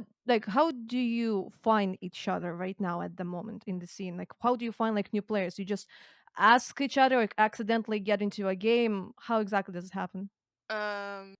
Keep your eyes peeled for any Can pub I you're talk on in. this? You see a girl, you're like, is she Yeah. any good? You look at like Twitch. No, it's like cash Stuff cups like helps that. a lot actually. I was gonna touch on that, but like Goose said, like you play a game. If someone talks about like a woman that's like they know, like a friend or whatever. But I think right now the best way to find new talent is the cash cups, because like obviously Yep. most players know about it and they'll be part of it, and like that's how you play against them. You play with them. Like we play like every 2 weeks. You know everybody now, so it's that's how I found new talents for like my team and stuff like that. So that it's helping a lot. The cash cups. Good question, Heku. I want to go back to the bridge the gap. Anders, did you have a take on it? Yeah, or at least more like a comment. I think on Go right one ahead. of the issues that I've seen pop up like a couple of times. I think this is especially really bad whenever we take female teams and put them into potential show matches or anything like that. But I think in general, there's something unfortunate that happens sometimes when you get, I think probably even to like 2 or 3 male teams, is that you'll get a team essentially from the male side that plays as if though now they're just playing like a fun casual game. And it sounds kind of stupid and this sounds like a dumb excuse, but the problem is, you have to imagine that if you're a female team and you come in and you've been like, watching demos, you've been preparing for a particular style of Counterstrike, and now you're playing against a team that's just, pushing when they shouldn't be, running all over the place, it actually can be almost impossible to play against. And we see this sometimes too in the male scene. If we see like a really high ranked team versus one that's sort of lower in the league, especially early on in group stages, sometimes you'll see, a team like Navios Phases. I mean, they're not even really playing their own kind of Counter-Strike, and it makes it even more efficient. So I don't know really how to combat that, but I've noticed sometimes that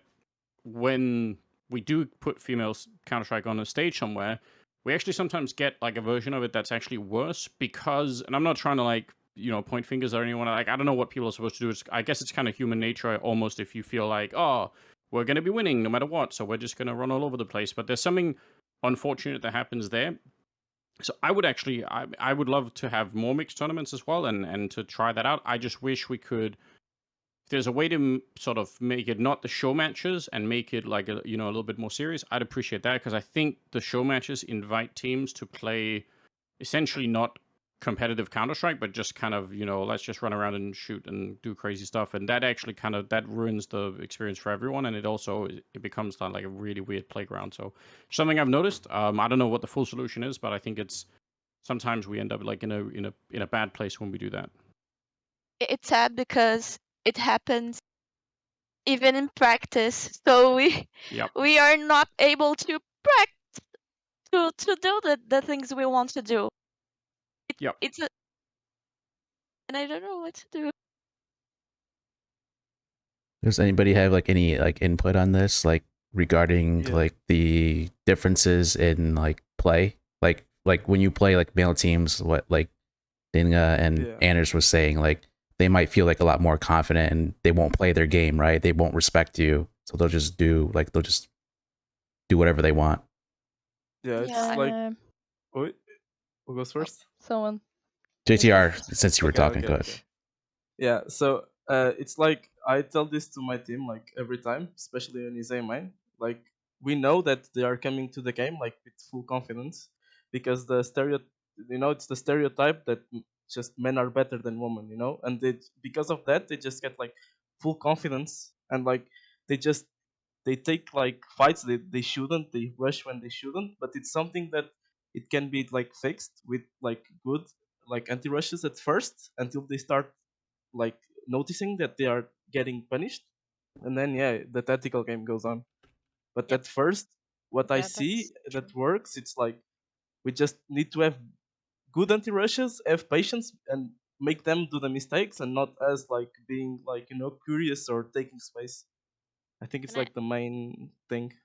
Yeah, can I add to what JTR said just real quick? Yep. All right. So I think that like we have a lot of experience in scrimming mixed CS since that's the vast majority of our practice. I think that like over time we've gained a lot of respect within our scene, so we don't have as much of an issue with this, but with like the amount of time we've played, we've definitely run into teams who just ape around.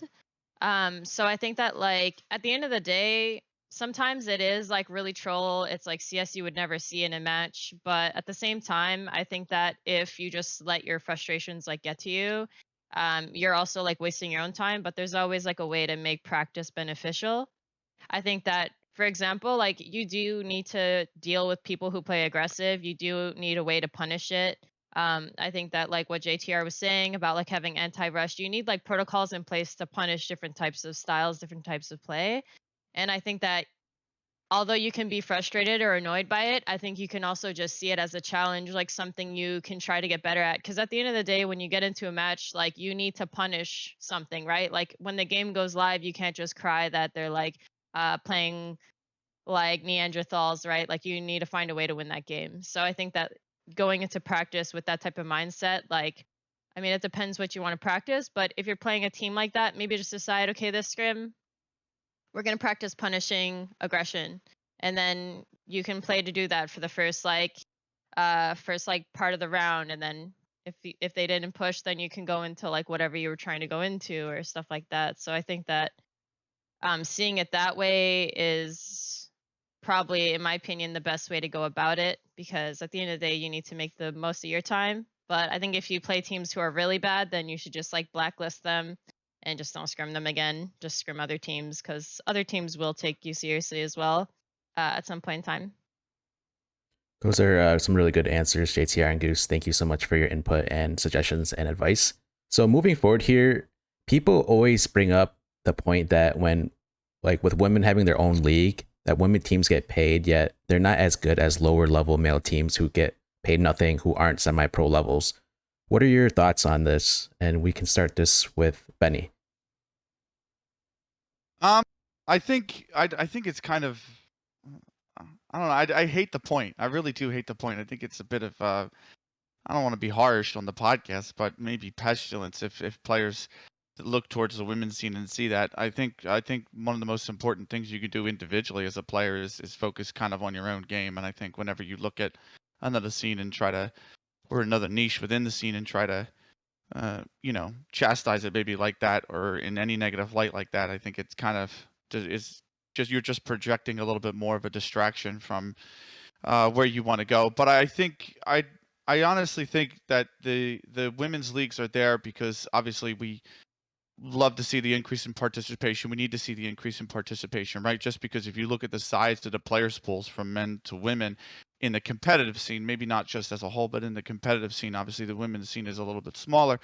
I would argue significantly so, but I'm open to counter arguments if anyone thinks it's just a tiny bit smaller or even level, but I would say it's significantly smaller. So I think that helps with in terms of increasing the participation, but also at some point, if you want women to compete at tier 1, you have to be able to make it a viable career path.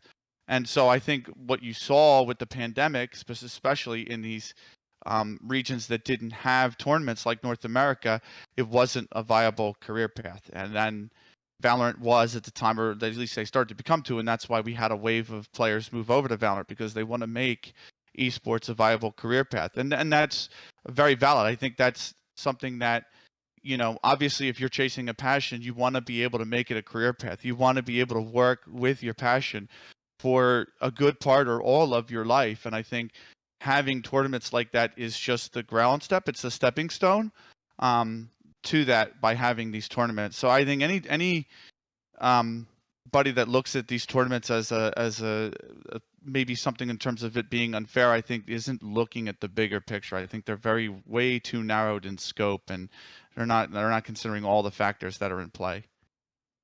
Thanks, Benny. And Ida, do you agree or disagree with Benny? I mean, I agree, obviously, but I think it's quite obvious the reason why we need female tournaments. Like, obviously, the female scene is way smaller significantly to the male scene, so obviously there's less players and obviously there's less level. That's why we need a safe space to get better and have the opportunity to win and get motivated and have something to compete for.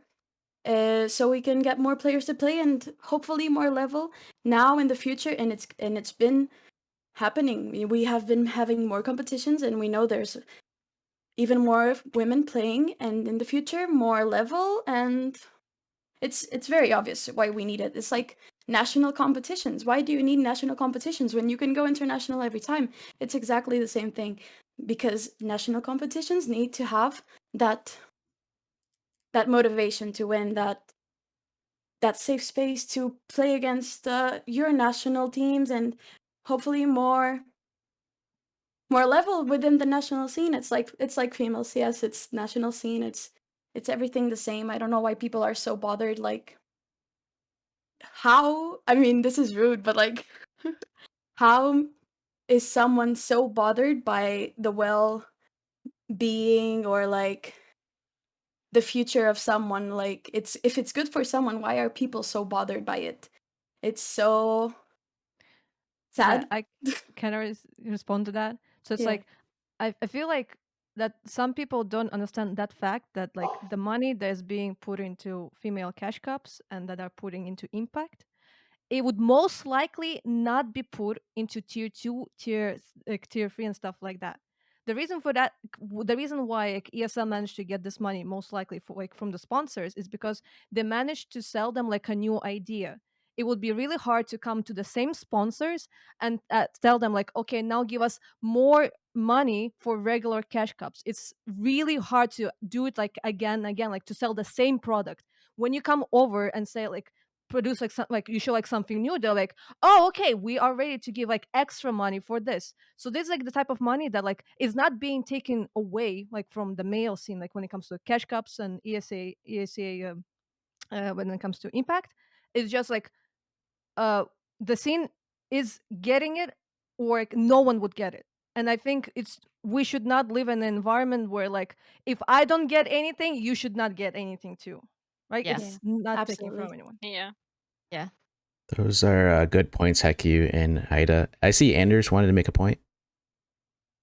Yeah, it's essentially the same thing Heike was just saying. Yeah, I think people are under this delusion that there is like a fixed sum of money, and then we can divide it up between the male and the female scene. And if we give it to the female scene, then we're sort of cheating the male scene out of money, and that's exactly what Heike was saying. It's not how it works. So that's on the one front. And I think I thought about this from like a number of different ways. I mean, I think that there is definitely a human side to it that probably is worth arguing too. Like in general, like we have like a bunch of human beings that want to participate, and that's worth thinking about. But I mean, even from like a business point of view, by not doing this, we're excluding like half the client base. So even if you just wanted to look at it from like purely that point of view, it just seems like a stupid decision to begin with, even if it starts out a loss. But I mean, we should probably recognize, all of us, that esports as a whole is kind of a loss-making business at the moment, and most companies, TOs, orgs are in it for the future when it becomes a profitable business and you have a lot of market share and all the rest of it. So why would you give up half the market share? That doesn't make any sense to me at all. So yeah, I think I'd be down for a discussion on the human side too, and I think there's lots to get there. I don't want to say that we shouldn't talk about it, but even from just like from that, you could almost can sort of take that step and say, okay, cool, like we already have a pretty good reason to do this. So yeah, I think it is disappointing when you have to keep going. I mean, I feel like we've been saying this for a really long time now. Like for maybe 10 years now, people have been saying it's not the same money, and it sort of keeps coming up anyway. So I don't know how to get the conversation past that point, but it's definitely annoying to have to keep going back to. Yeah. Can I actually add to that, Anders? Because I think it is really important, Yeah, go. like, to talk about. So I've like had this discussion for like so long as well. So I think that there is like some things that I don't know that just need to be said to like move to some middle ground. I think that like I think all of what you guys have said is like very valid. I think that Benny, you kind of hit the nail on the head with like big picture as well. I think that this is like it's just necessary at the moment for like women tournaments to exist as like a stepping stone.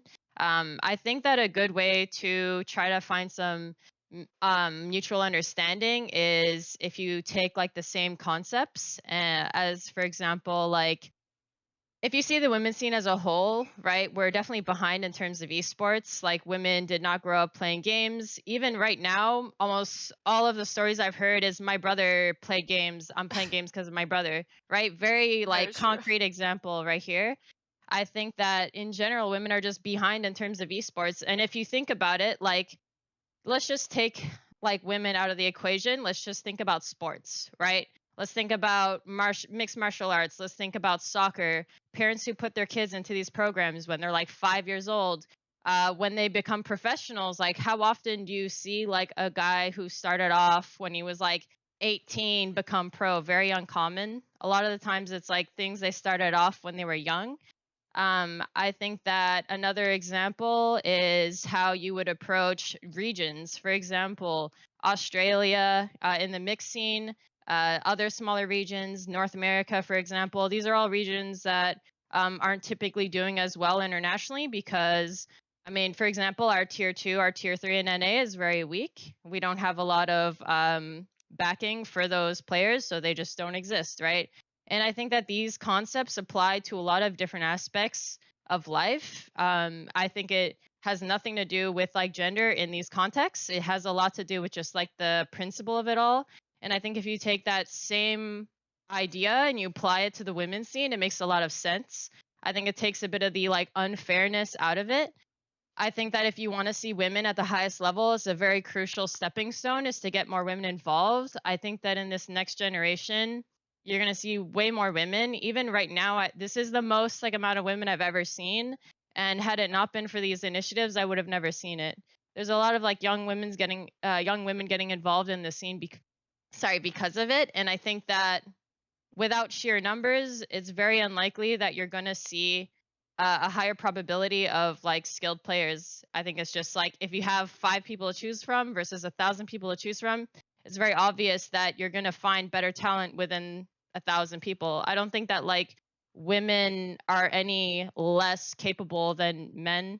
And I think that like I think it's just like a sheer number thing, obviously, right? So I think that like that's a point that I've been really wanting to make for a while because I think we get stuck very often at this like at the same like talking points. And I think that if we could find some middle ground, some understanding of why these tournaments are necessary, I think we would move past this, like we would move forward in this discussion a lot more often.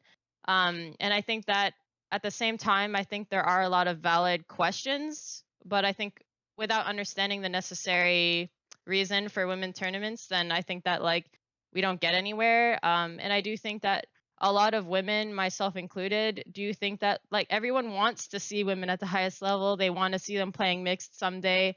I think it's just you have to take the situation realistically, and you have to decide like you can't like get to the top of the mountain when you're at the bottom. Like we need to make steps to eventually transition the scene to that point. And I think that like that just takes time. It takes like the right things being put in place. And definitely I think just because there's women only tournaments, there's nothing stopping women from competing against mixed teams. We do that all the time. I know Nigma does the same thing. So yeah, I mean, at the end of the day, there is way less of a downside to women's tournaments now versus like the cons of not having them would be pretty much a dead scene, and you're not going to see the result you want with a dead scene. So that's just like a point I've been wanting to make for like a little bit now. So yeah, that's it. Can I add just a lightning fast comment here just as well? There are a bunch of brands, actually, I know this from talking a little bit at ESL too. There are a bunch of brands that only are now interested in Counterstrike because of the female scenes, because they only cater to a female audience. So that's worth thinking about too. Like we could never approach those potential sponsors because they're not interested unless it exists. So worth keeping in mind too. Can I jump off the back of what Goose Breeder was saying very quickly? I love that you touched on the sports aspect, Goose, because I think you're seeing it in real life with sports, right? Like you look at things like the NWSL, which is the National Women's Soccer League here in America, and they're having record attendances in certain places. They're having a lot more viewerships. Their broadcasting deals are starting to be worth more. But that league, you can't compare it to MLS or anything else like that because the league isn't as old and women weren't playing sports for as long as men's leagues have been around for, which in England is like since 1888. And it's the same comparison when you go over to England and you're trying to compare the FA Women's Soccer League to the Premier League. But I think you have a scenario, you're having this revolution even in real life, like with in-person sports like football and basketball, where that's happening. There's more money coming into the game. Players are starting to transfer for bigger fees, and so more eyes are watching it. And I think the comparison that you make was great with the fact that when you said that you feel like women's esports are just behind because you can look at you can literally look at the MLS, the men's Major League Soccer League and compare it to the Premier League and draw the exact same issues across those two leagues, where the English League has been operating for 130 plus years and MLS is in its 27th season. So anytime you get something that's behind like that, you're going to have those disparities, and I love that you brought it. I wanted to just provide a real world example because I feel like that it exists. It's not an issue that just exists within esports. It's not a bubble here within esports. It's an issue that you can point to real life examples for and see the same correlations. Benny or Goose, would you say like that one disparity is like the culture and what society thinks of gaming? Like when growing up, like parents maybe don't want their daughters playing COD or CS at a young age, maybe to where like their sons, they won't care. I think there's like, I mean, I'm not a parent. I know, Anders, I think you're a parent, right? Maybe you can give a good POV. But I think that in general, people raise like boys, girls differently. It's just how things are. And whether like maybe you notice it or not, that's like always going to be the case. And I think just like what was understood to be like boy toys and like toys girls can have, it's just like that was just a very common thing. And I mean, even just in general, like our culture is growing to what is more acceptable for like women to do, and at the same time, like men are also evolving in terms of like their culture, and what it means to be a man and whatever, right? So I think that definitely that face has definitely changed over time. So it makes sense that, I mean, those kinds of things, I guess will be changing within like esports as well. I just think it's important to like notice like why we are at what we are. I don't think it's because women are less capable. We don't have like the means to play like a video game. I don't think that there is no like it's not like a physical sport where your men are typically stronger. I don't think there's like a big thing separating us. I think it's more just like a matter of the fact that women haven't been playing for very long. It's a male dominated space. It is a little bit more tricky to get into because it's a male dominated space. So I think those are like the main reasons. As for like parenting, I'm not a parent and I don't see myself being one anytime soon. So I don't really know what it means to like raise a kid. But yeah, I think that like with anything like that, there is always going to need to be like outside support to push scenes forward, is something I forgot to say earlier. Just because I think a lot of people think it's unfair that women get these tournaments, but in reality, like there often there needs that outside push for any scene that wants to develop and get better, not just the women's scene. So yeah, I forgot to say that earlier, sorry, but yeah, that's it. Can I Just add something? Oh, sorry. no, Yeah, go on. same. I want to add something to what Goose was saying. Like one point that I was gonna mention. It's like I'm 26 years old. I'm talking about myself because like I'm not in everyone's shoes. But from like growing up in Quebec, whatever, like going to school, like I played sports and stuff. But like video games, I played video games, but I never talked about it. Like you don't really talk about it. I feel like it's not well seen as a woman. Even a guy, I feel like growing up in high school and stuff, like you're like seen as like a nerd, I would say. Like I don't know how else to explain it, but like you don't talk about playing video games. Like girls, that's not what they do. Take like usually, like some girls play video games, but it's not like they play casually. Like it's not in the society like norms to play video games like as a girl, or even like you know what I mean.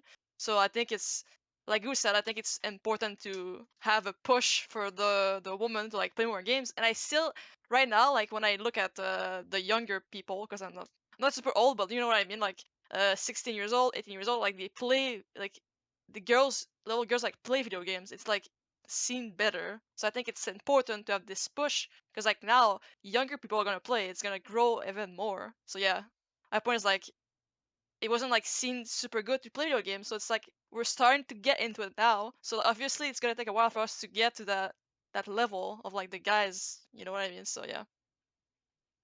Yeah, if I could add on to that, I think it just comes down to like having representation because Yeah. it just like even my own mom, when I was playing games, she was like, "Why are you playing games? That's like a guy thing to do." And then she's like, "Oh, why are you playing this game? It's so violent. You're shooting people." And I'm like, "It's because it's fun." But it's how she's like, "Oh, why are you like playing games that a guy would play. Like, why don't you play like cuter games or something like that? And I think it's about like representation and showing that, you know, there are girls that play games, and it doesn't have to be a specific type of game for a girl to play. And then yeah, again, like the stereotype of like basically like a nerd, like it's kind of like looked down again. You're not like a cool person if you play games. Yeah, so Yeah. I yeah. Definitely seeing, like, for me, I got into the scene from seeing like tournaments, and like I wanted to do this too. Like I saw like pro players, like female pro players like CLG back in the day at LAN. I was like, I want to do this too. So seeing those people, like representation, like you said, is very important. I think to see like you can do it too. Yeah. On the parenting front, I mean, you know, my kids are 7 and 3. Youngest Nana is 3. I mean, so she's not playing, you know, too many games at the moment. But I noticed with my son Walter in his class, there's the barrier to entry, something that's changing a lot. Like they mostly play games on tablets. But there's a really, really even distribution right now between boys and girls playing, which it's a super small sample size. I don't know if it's possible to like extrapolate that, but it's interesting to see how, and I mean, even from like say like their attitude towards it also just seems different. Now they are 7, so you know who knows what happens in the future, but still, like they just all accept. Oh yeah, let's play Minecraft or Fortnite, God forbid, or whatever they end up playing. And I mean, I remember, I'm super old as well, but I remember when I was in 9th grade, it was basically me and like maybe 3 other people across, like, you know, I was in 9th and one of my friends back then in 10th grade. So we had like 3 people across maybe 40 to 50 students that even knew how to like play any video games at all, right? And now they just like the fact that you can pick up a tablet and play, it seems like that might get a lot of people started way earlier anyway. So maybe there's some hope for you know, for that stuff happening at a younger age for everyone, really. Yeah, I think that this next generation is going to be way more balanced. Where I think like my generation it was definitely like not nearly as balanced, and I'm sure the generation before that was even worse. In terms of like what you could do. So yeah, I think we're gonna start seeing much like a bigger change than in the past. Is there any more input you guys want to talk about this before we move on? What was the original question? I forgot. Sorry. We moved on to so much stuff, and we hit so Yeah, many. fair enough. we hit. No, it was perfect because you knocked down so many of my questions at once, so I can just keep moving on. You guys did a good job, and I don't have to talk, so you can do all the talking for me. All right. I want to hit the next big elephant in the room, and it's about the toxicity problem in CS:GO, and especially when it comes to women. And I'm pretty sure we all have hit toxicity problems because everyone's an asshole. It's not everyone. There's people and assholes in CS:GO. It happens, but women probably get the most out of it. I want to, and my question is, how were you able to deal with it? I'm gonna start with Sevenlicious, and I'm gonna hit Kinslayer next.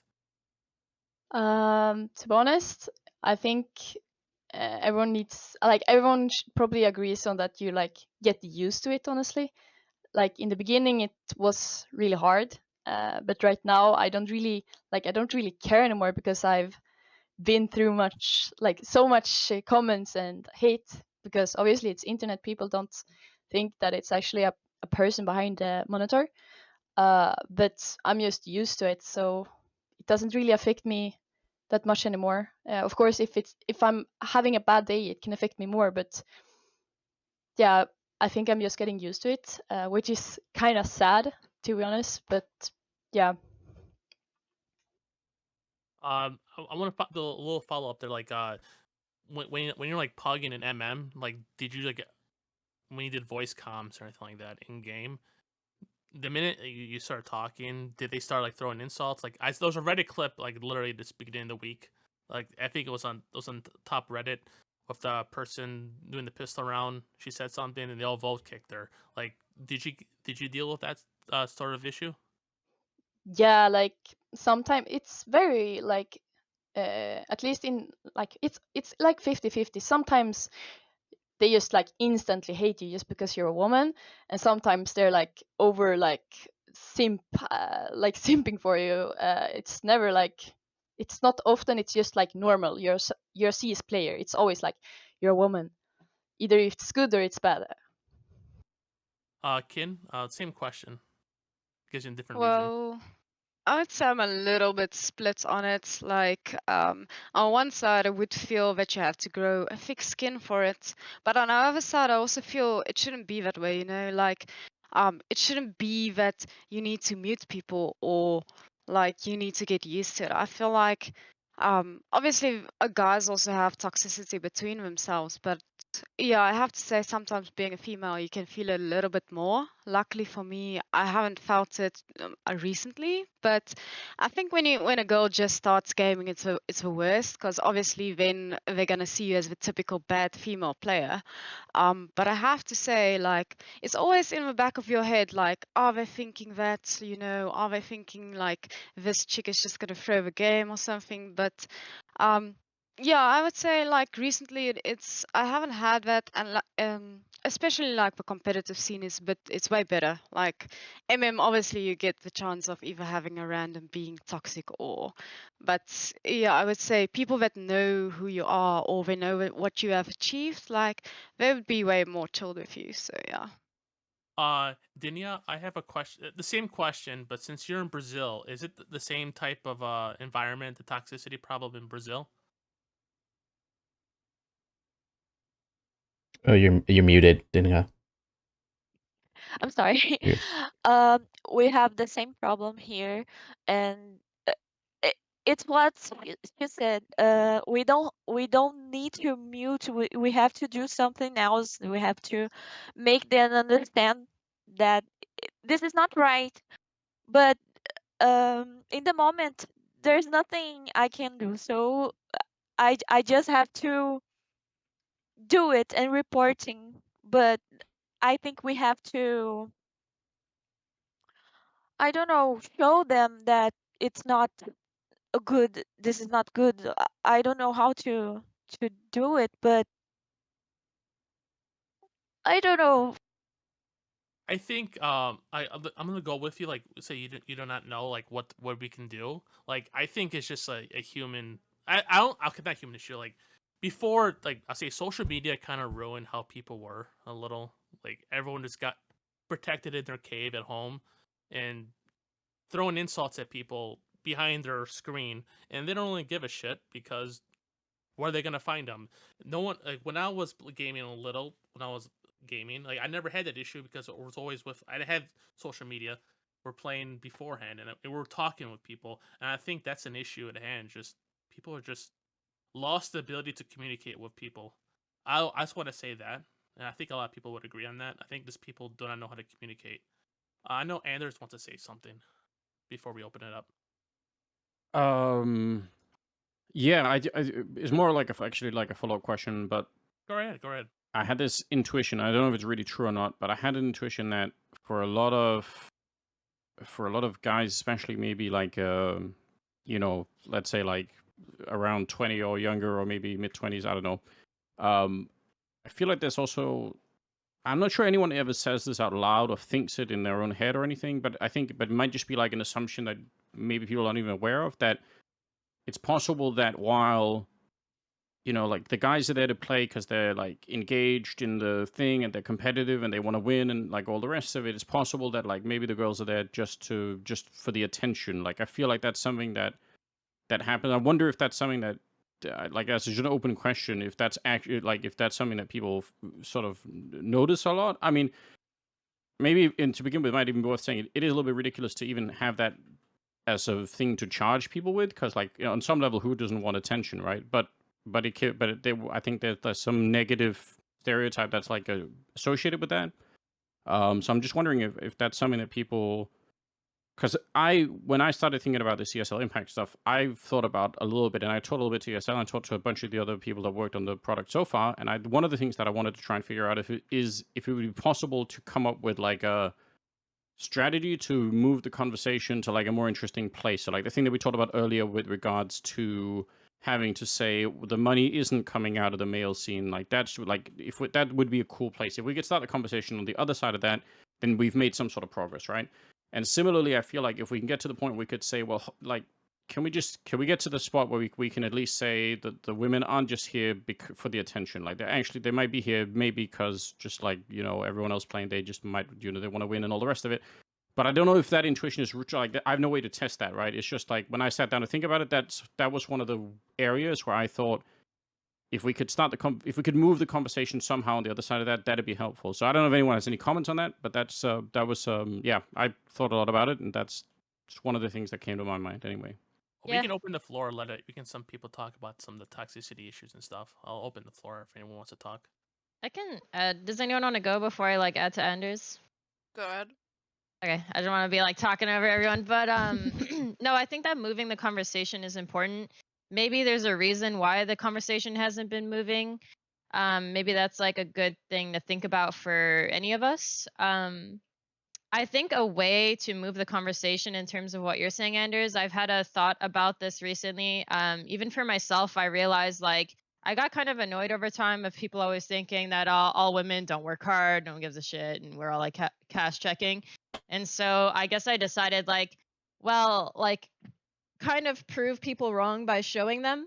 And so I kind of wanted to start doing more content where I maybe break down demos, maybe show the intelligence, maybe prove to people that, we're more than just whatever they assume us to be. I think that a good way to also do this is by kind of tying into a question earlier about what ESL can do, or any TO. Something that happens already in the mix scene is between empty gaps within a match, I guess, any dead time, I don't know what you call it. There's things where they'll break down the round with the comms in the background, and I think that if people could see one for one the two together, I guess, or examples of the same situation and see how intense women bring it. I know that a lot of the women who compete right now really give a shit, really care, and they really try their asses off on stage, and you can see it. There's no denying that. I think that showing stuff like comms behind what's happening would definitely show the level of skill, and I think earn the respect rather than always talking about it. I think sometimes we need to show it. I think that would also move the conversation while also breaking down stigmas.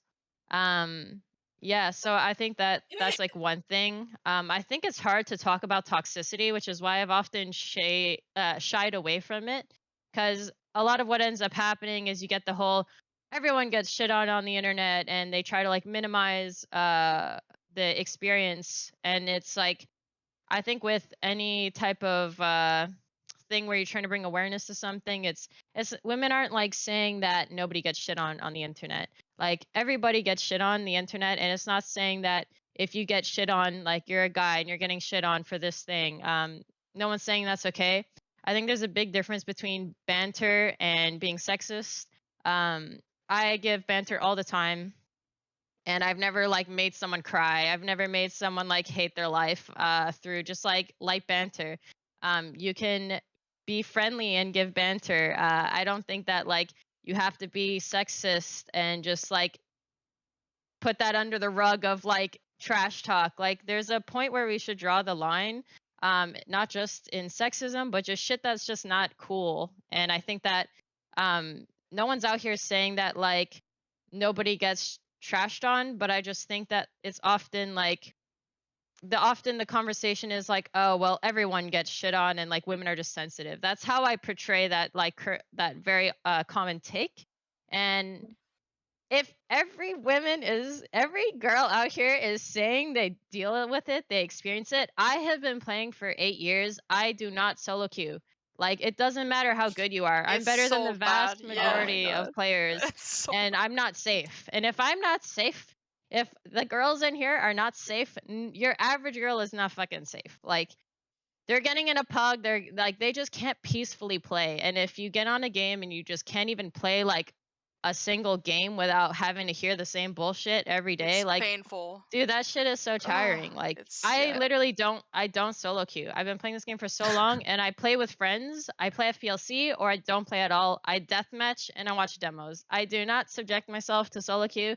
And I think that if I'm sitting here and telling you this, I think we should stop minimizing that women are just sensitive. I have a pretty thick skin, I can take shit talk. It doesn't like bother me as much as like when I first started off, but I think the goal here is like it shouldn't be not your like your think about like you're raising like your daughter. You like would you want her like 15 years from now having to deal with like bullshit like this? Like can't we just like move past it? Just like decide that it's like not that cool? Because I think that it's just like a conversation that we've never moved past, we've never approved upon, and we're always having the same talking points. And I think that maybe if we just be a little bit more like understanding of other people's perspectives, other people's experiences, it goes for like any topic, but obviously because we're talking about women here, then like, I don't know, just be like a little bit more understanding. Maybe even get a voice changer. Maybe pretend to be a chick for like a week and like walk into somebody else's shoes, and maybe you'll like truly understand that it's not people just bullshitting. It's a true like experience. Wait, speaking There's a of that, content idea. wait, speaking Honestly. of, there was a clip on Reddit with Jacob doing the Yeah, I was trying to find that actually. I cannot post it on the thing because it says a lot of really bad words, and NarT will get banned if he played it. But it, like he played it just for a voice change for like it was clipped for like a minute, and he just like was getting derailed, and that just shows like how bad it was too. And and it's Jacob, like he can kill you no matter what. Yeah, but he's better than everyone, every like average player for sure. Yeah, but I don't think it matters if you like solo queue, if you are duo, trio, whatever. There still might be that one person that will still go ham on you. It doesn't matter. Like, and sometimes you go solo queue and you have like the best team you could ever ask for, like the nicest people. Like it's literally a coin flip, and you never know what you're going into. So it's like either I'm gonna be really sad after the game and pissed about it that people like this exist, or just what can you do? Yeah. You just heads or tails, and if it lands on tails, you don't Yeah. queue. And if it lands on heads, you queue. Yeah, everything. Like when I just play, I don't even hope for good teammates. I just hope for teammates that will let me play the game and not have to like mute and block everyone. Like I just want to play the game. Yeah, I don't even want. Are so important too. Yeah. I don't even want them to be good at the game. I just want them to be normal. Like, yeah, because like if someone tells you that you are bad just because you are bad, that's fine, because I you don't need care. to improve. But if someone flames you just like straight up being a female, like that's just like mind blowing, Yeah. And I think it's both ways too, because some people are like really weird in games and they'll try to get really personal and ask you for like be really nice to try to get a lot of personal information out of you because you sound like a woman and they don't have interaction with women or something. It's like it's really weird. Like they can be really toxic or really nice, but I just want to be treated like a normal person. Like I want to be treated like everyone else, right? I don't want to be treated differently. Yeah, exactly. I'm gonna give the opportunity, like, since everyone's like we're saying, like people are like not the best teammates. See, you gotta play with NarT. He knows all the smokes, and he's all right. So, there you go. All right, NarT, I queue up at 1 a.m. So I feel ready like to 2 play. a.m. Like, Yeah. I feel like I'm so polite in like when I'm playing matchmaking and pugs. I feel like I'm like the Shocks. Like Shocks, he never goes for knives, and like he like when I watch so many demos, he always says thank you after like all the tech pauses. Yeah, like I'm one of the guys that plays with NarT and pugs, and literally it's like, hey guys, we're gonna do this. We're gonna do this setup, and he's the nicest guy on earth to play with. Oh.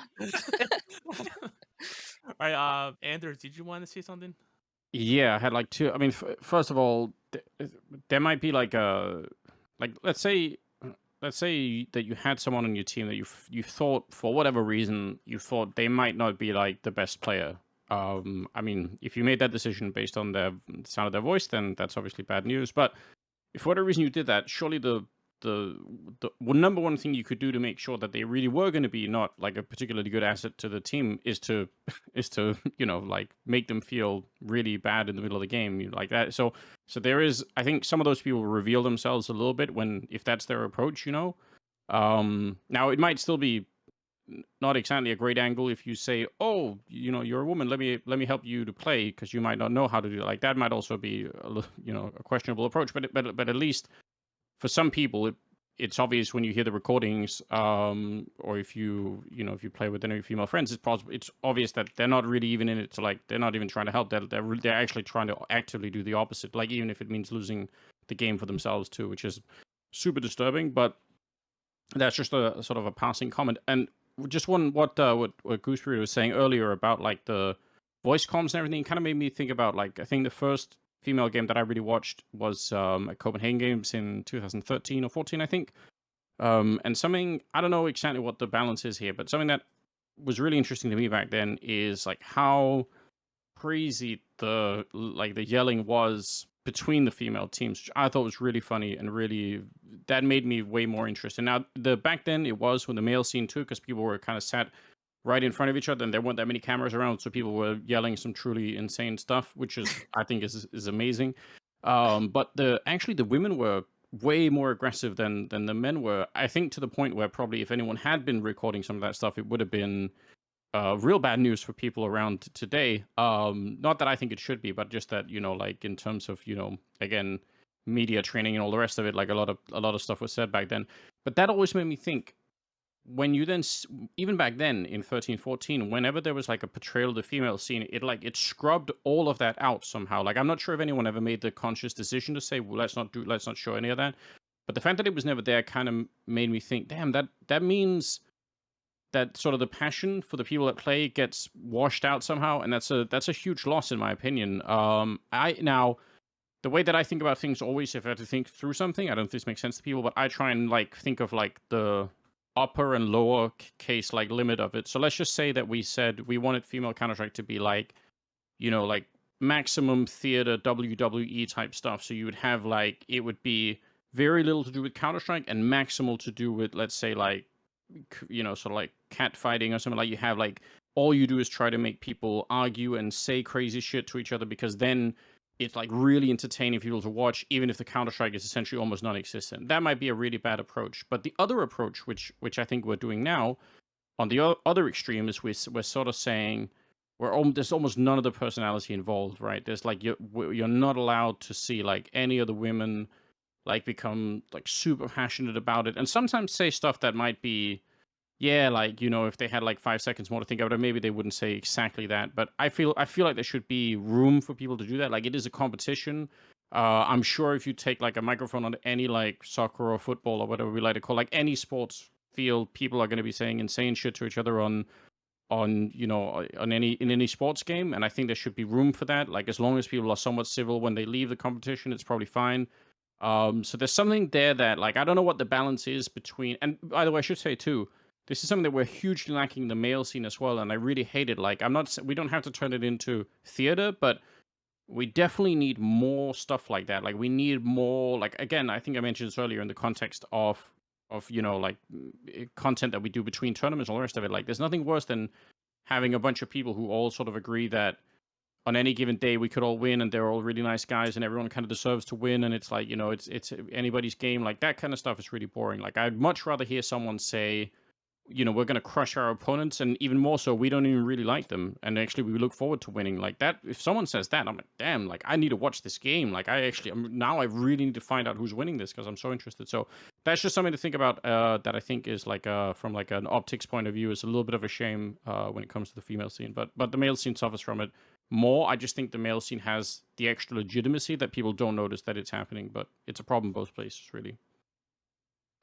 Can I add one thing about what you said at the end, Anders? At the end, you Yep. said, honestly, when people like banter, I think it's important in like any scene of like female, male, like any mix, whatever. I think banter like gives storylines, and people get involved and want to watch more. Like what you just Yeah. said right now. Otherwise, it's like robots playing the game. So that's why we need like more like banter, like more content, more like stuff like that. It's not Yep. toxicity. It's like light banter. It's I don't see a problem with that. So yeah. Best of luck, Bouchard. May the best woman win. I love you, Goose Breeder. I'm just my God. All right. All right, thank you so much, Anders and Bouchard, for that. Let's move away from toxicity and let's move on to the next topic, which is mixed teams. What are your insight on mixed teams? Like, what's holding back women from joining a mixed team? Like, if a tier 2 or 3 team, men's team, asks you to join them, would you consider joining? From the HLTV article, Babian said, Australian female player said that, like, I pretty much prefer to play mixed because they push me to do more. Sure, you get more feedback or criticism, but I feel like they know the best. I'm learning from the best. How do you feel about her statement, as well as playing in mixed teams? I Um, feel like go ahead, sorry. Jessica. Oh yeah, sorry. I've been playing mixed teams like every season before the Impact League came out because I didn't even know that women's teams were a thing. So I've been playing mixed teams like pretty much exclusively, and I don't think that's true. I think my teammates right now also push me to improve as much as I can. I think it really depends on the people. So I think that's like a little bit of an unfair statement. I think it might be because the scene there is smaller, so there's not as many competitive girls there. I'm not sure, but I do know that my teammates right now push me harder than when I played with my mixed teammates because they kind of just like rely on their aim and they don't really want to think about the game. But I feel like playing the women's team, there's like a lot more focus on teamwork as well, which I think is really cool. And then when I show them your videos and stuff, they're like, okay, yeah, let's do it. And it's instead of like, oh, that's like too much work, right? So I I think it really depends on the people. I don't think it really has to do with whether they're a guy or a girl.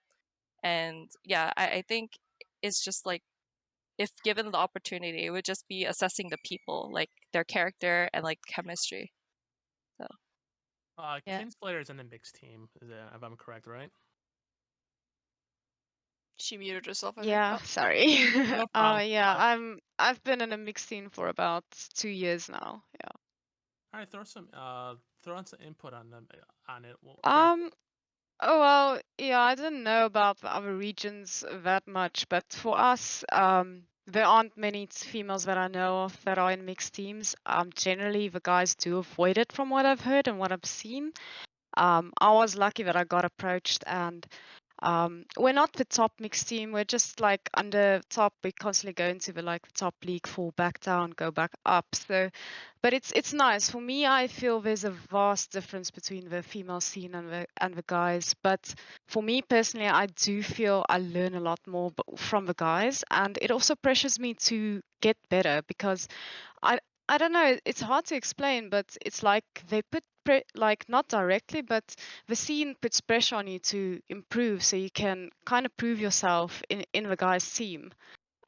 There's also they play it very differently, so I don't know. It's a subconscious thing most of the time, but the mixed team I would say is definitely it's not like they're gonna be mean to me or like one thing that I really appreciate about the guys is when I went to Dallas, when I came back, the guys were actually like, "Oh no, Kin, we missed you. Like, don't go again." You know, like things like that. You would appreciate it. And one thing that I did notice about girls is they would support each other, but sometimes it's a little bit fake, and you can see through it a lot of times. So I feel half the time I feel the guys are more like real in a way. And I don't know if how other people that's been in mixed teams if they had the same experience, but for me, like I definitely preferred that coming like getting away from drama and all those things coming from female teams. Yeah. I actually have something fun to add. I've been playing like both mixed and female teams, but I would say like it was actually more drama in the mixed team somehow because it was like I don't know. I don't know how to Yeah. explain it, but Wow. it was Okay. like if we didn't agree on something, it was like more drama if I said something. I don't know if it was because just I'm a woman or something. I don't know. It was just more drama than I experienced in my female teams, but that can also be like person Yeah. to person, of course. I think yeah, I actually had the same experience. I faced like a lot more drama on my mixed team than my current team, and it's just I think it has something to do with like the egos and like having like I think when I feel a way, I want to discuss my points and feel like I'm heard, and I will provide evidence for my points.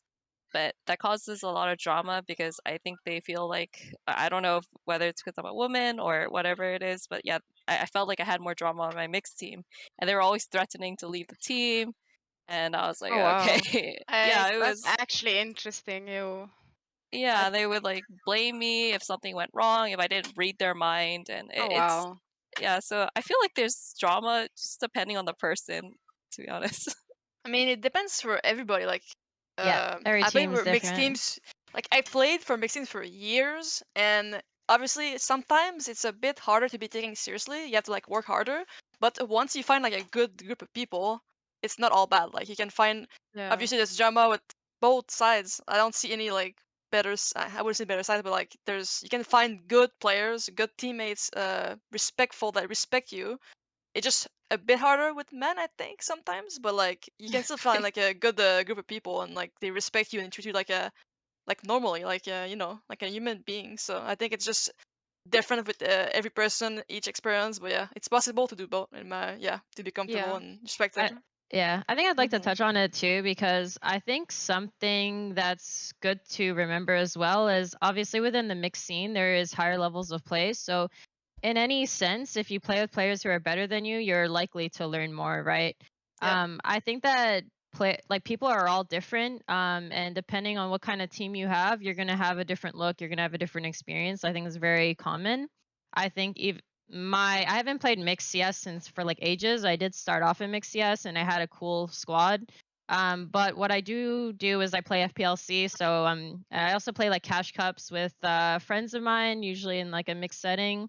Um, and as an example, in FPLC, I mean, I'm playing with competitive guys at higher levels of play, so it's like my best example. But when I started off in FPLC, I got shit on a lot by like a couple like people within the hub, and they really didn't like me. But as time like progressed, I'm at the point now where when I play FPLC, I think I have like a lot of respect amongst like the players to at least they like if I say I want to do something, if I call a strat, if I do whatever, I don't really get much shit for it. They usually like listen and stuff. So I think it just depends. Sometimes you just play with like foul people, and sometimes you have like good teammates. And I think just in general, team dynamics can be very different depending on the people you have. Even from swapping one person out, sometimes like team dynamics change just throughout like the course of my career. So I think it's just important to know those two, and maybe like just remind ourselves of like what's the level of play we're playing at, because I don't necessarily think every like they're going to be different experiences playing with men and playing with women, but I think that it's very like person to person, and if you get lucky or not. Yeah, And I agree. I have like a question.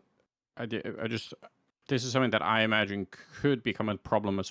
So shut it down if it's not. But yeah, if you're the only female in a mixed team, or there's one or two, let's say, and then you like it's got to be possible as well that you'll actually end up developing some kind of like relationship with one of your teammates. And all relationships are, it's maybe especially in the beginning, are like could be subject to like change, or things just don't work out, like and then if that kills the team, I imagine that there's also like there's like an easy way to also be like that then becomes almost your problem or your fault almost immediately. Like is that something that happens a lot? That's something that I would be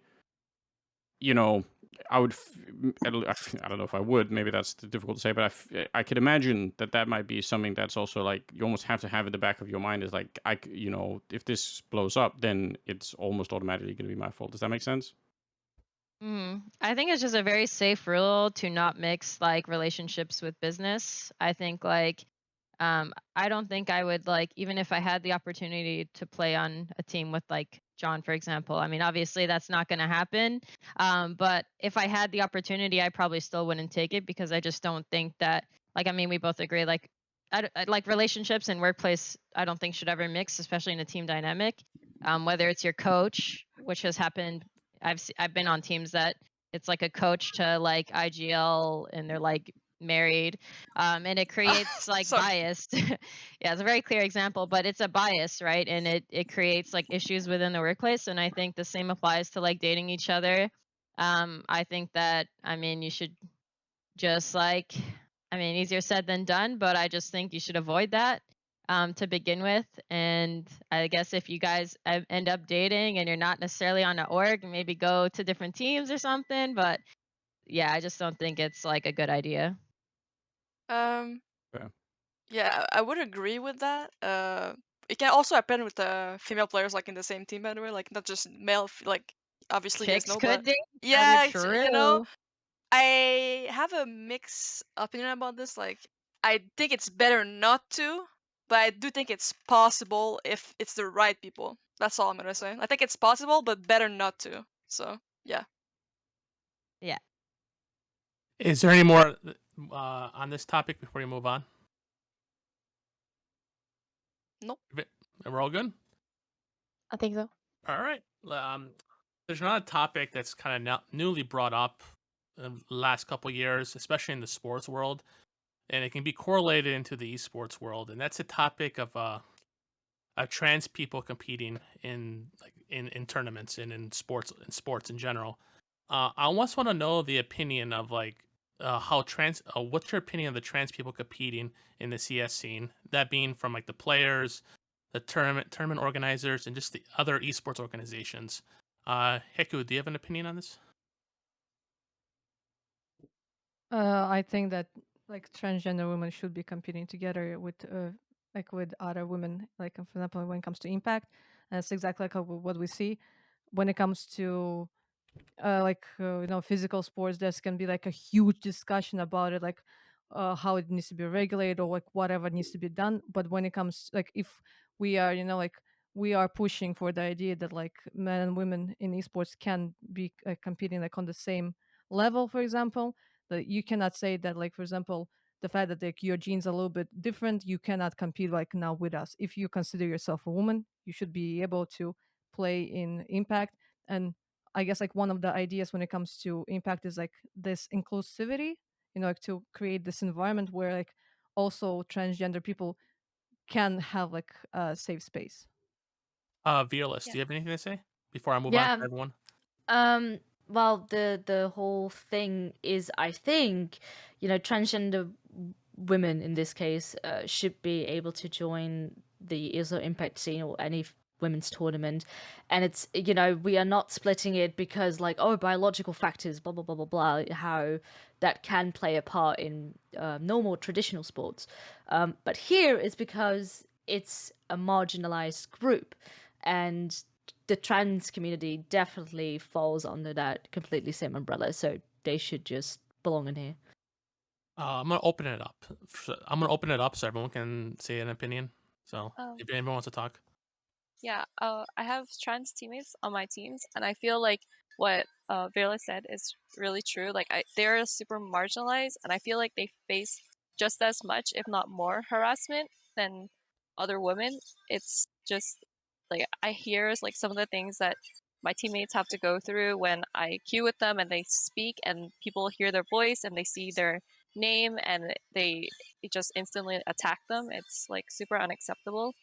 And also like from like a systematic point of view or like the ESL, it was also really sketchy how they only ask specific people to provide like proof that they're a woman. And I feel like that was like almost insulting in a way because they didn't do it to everyone across the board. They only chose specific individuals to do it to.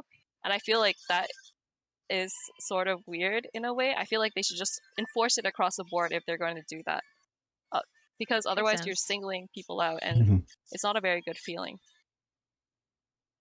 Yeah, I think that makes sense, Jess. I think in general, if you look at the point, what I think the point of women tournaments, women CS, I think the point is to just increase numbers. I think it's to create a space where women can grow, they can have role models.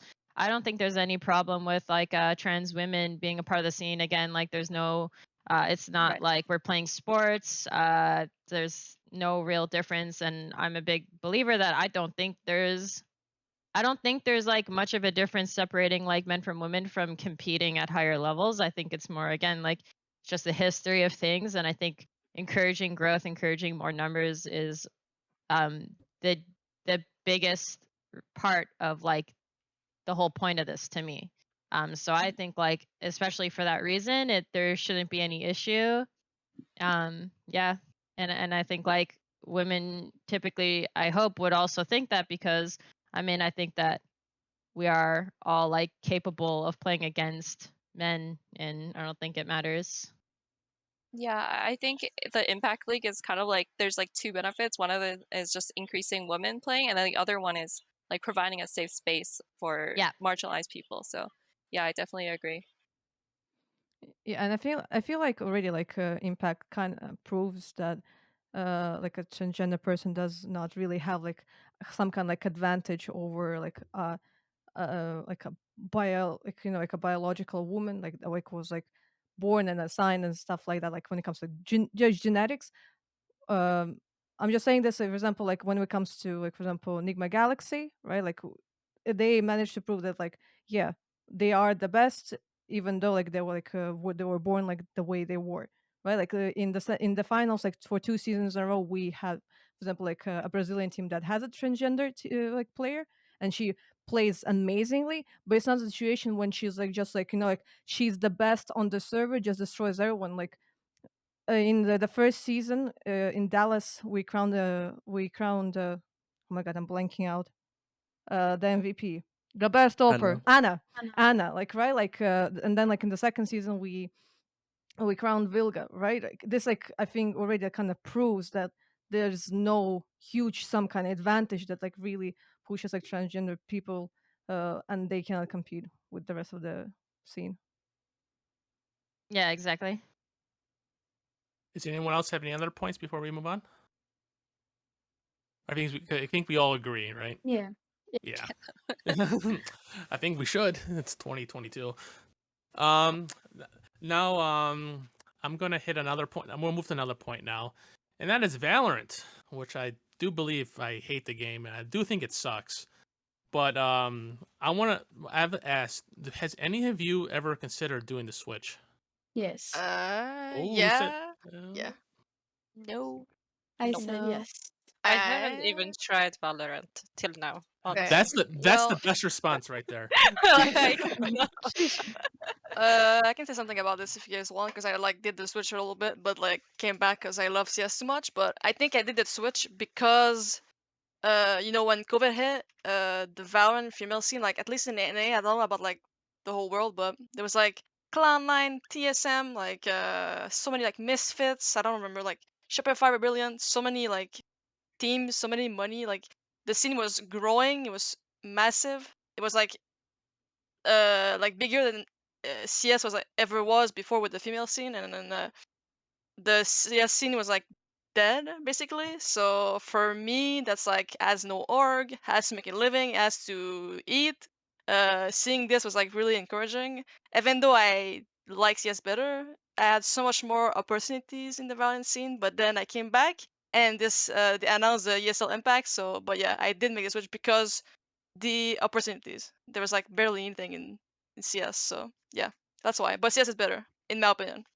I know Benny. He's been helping me with this, and he has a question for everyone as well. So let Benny. I'll let you ask it away.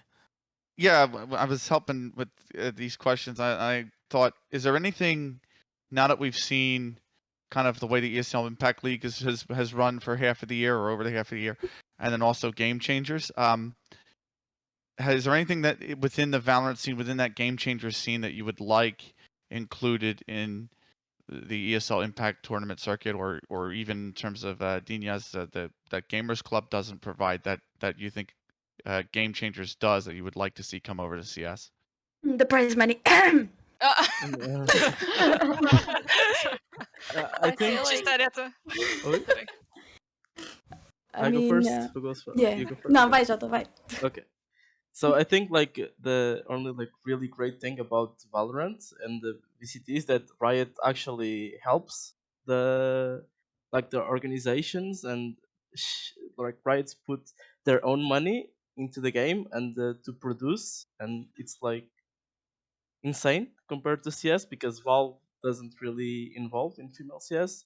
So for me, it's like if Valve like helped female CS, it would be like a great input, you know. I think that's the main point for me, at least, from Valorant to CS.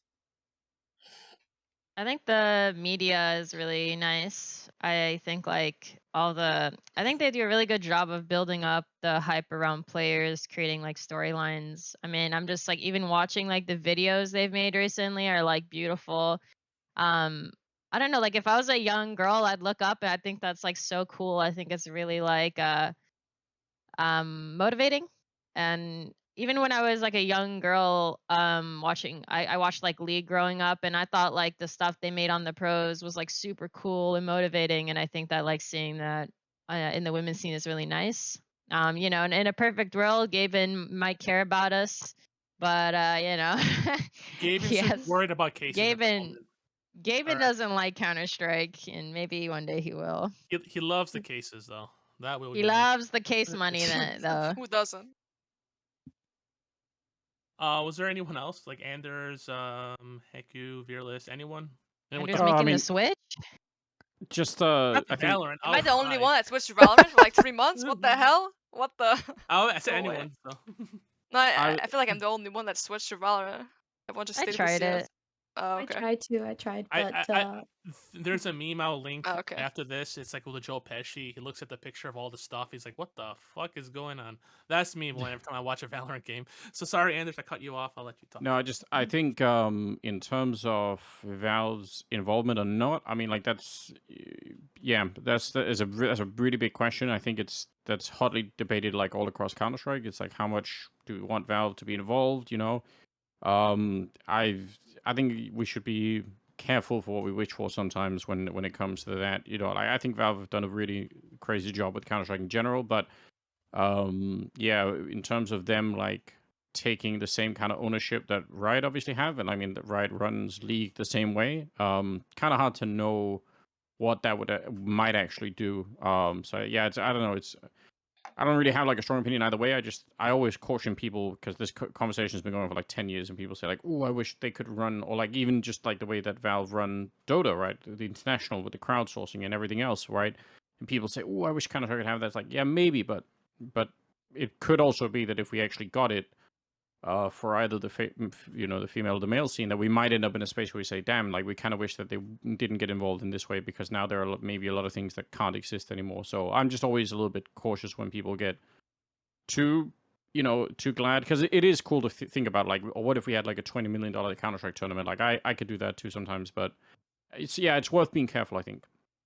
As a person that originally came from a different esports, I can tell you that you don't want the developer to have all of the control, because the moment, so like I'll tell you real quick what happened in Heroes of the Storm, right? So in the beginning there was ESL, and there were like different organizations that were producing different tournaments. It was great, just like in CS.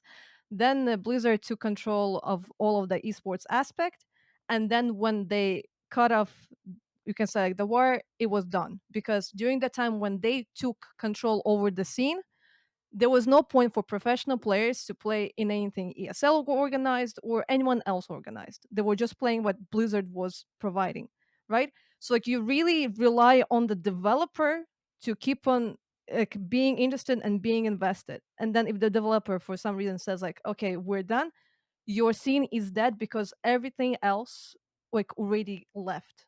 So in all honesty, I'm kind of enjoying the environment that CS has.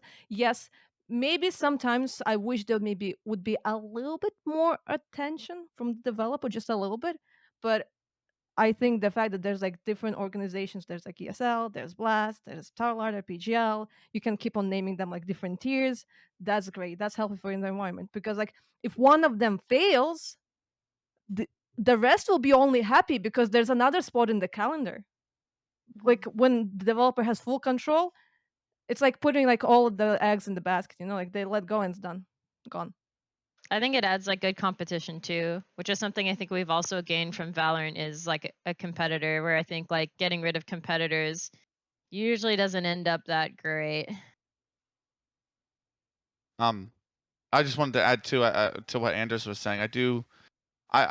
The intention wasn't to have the developer involved, and I do like that he mentioned it's very on the caution side, because I look at those esports like League and what's becoming of Valorant. We all see the change that's going on with them going to a licensed league, and then also you have that in Overwatch, and how it's very really harmed the tier 2 scene, because you have to, if you can't make the jump on skill alone to break into the pro scene, there's really not much for you, as opposed to Counter-Strike, which has a lot of, tier 2 tournaments and things like that.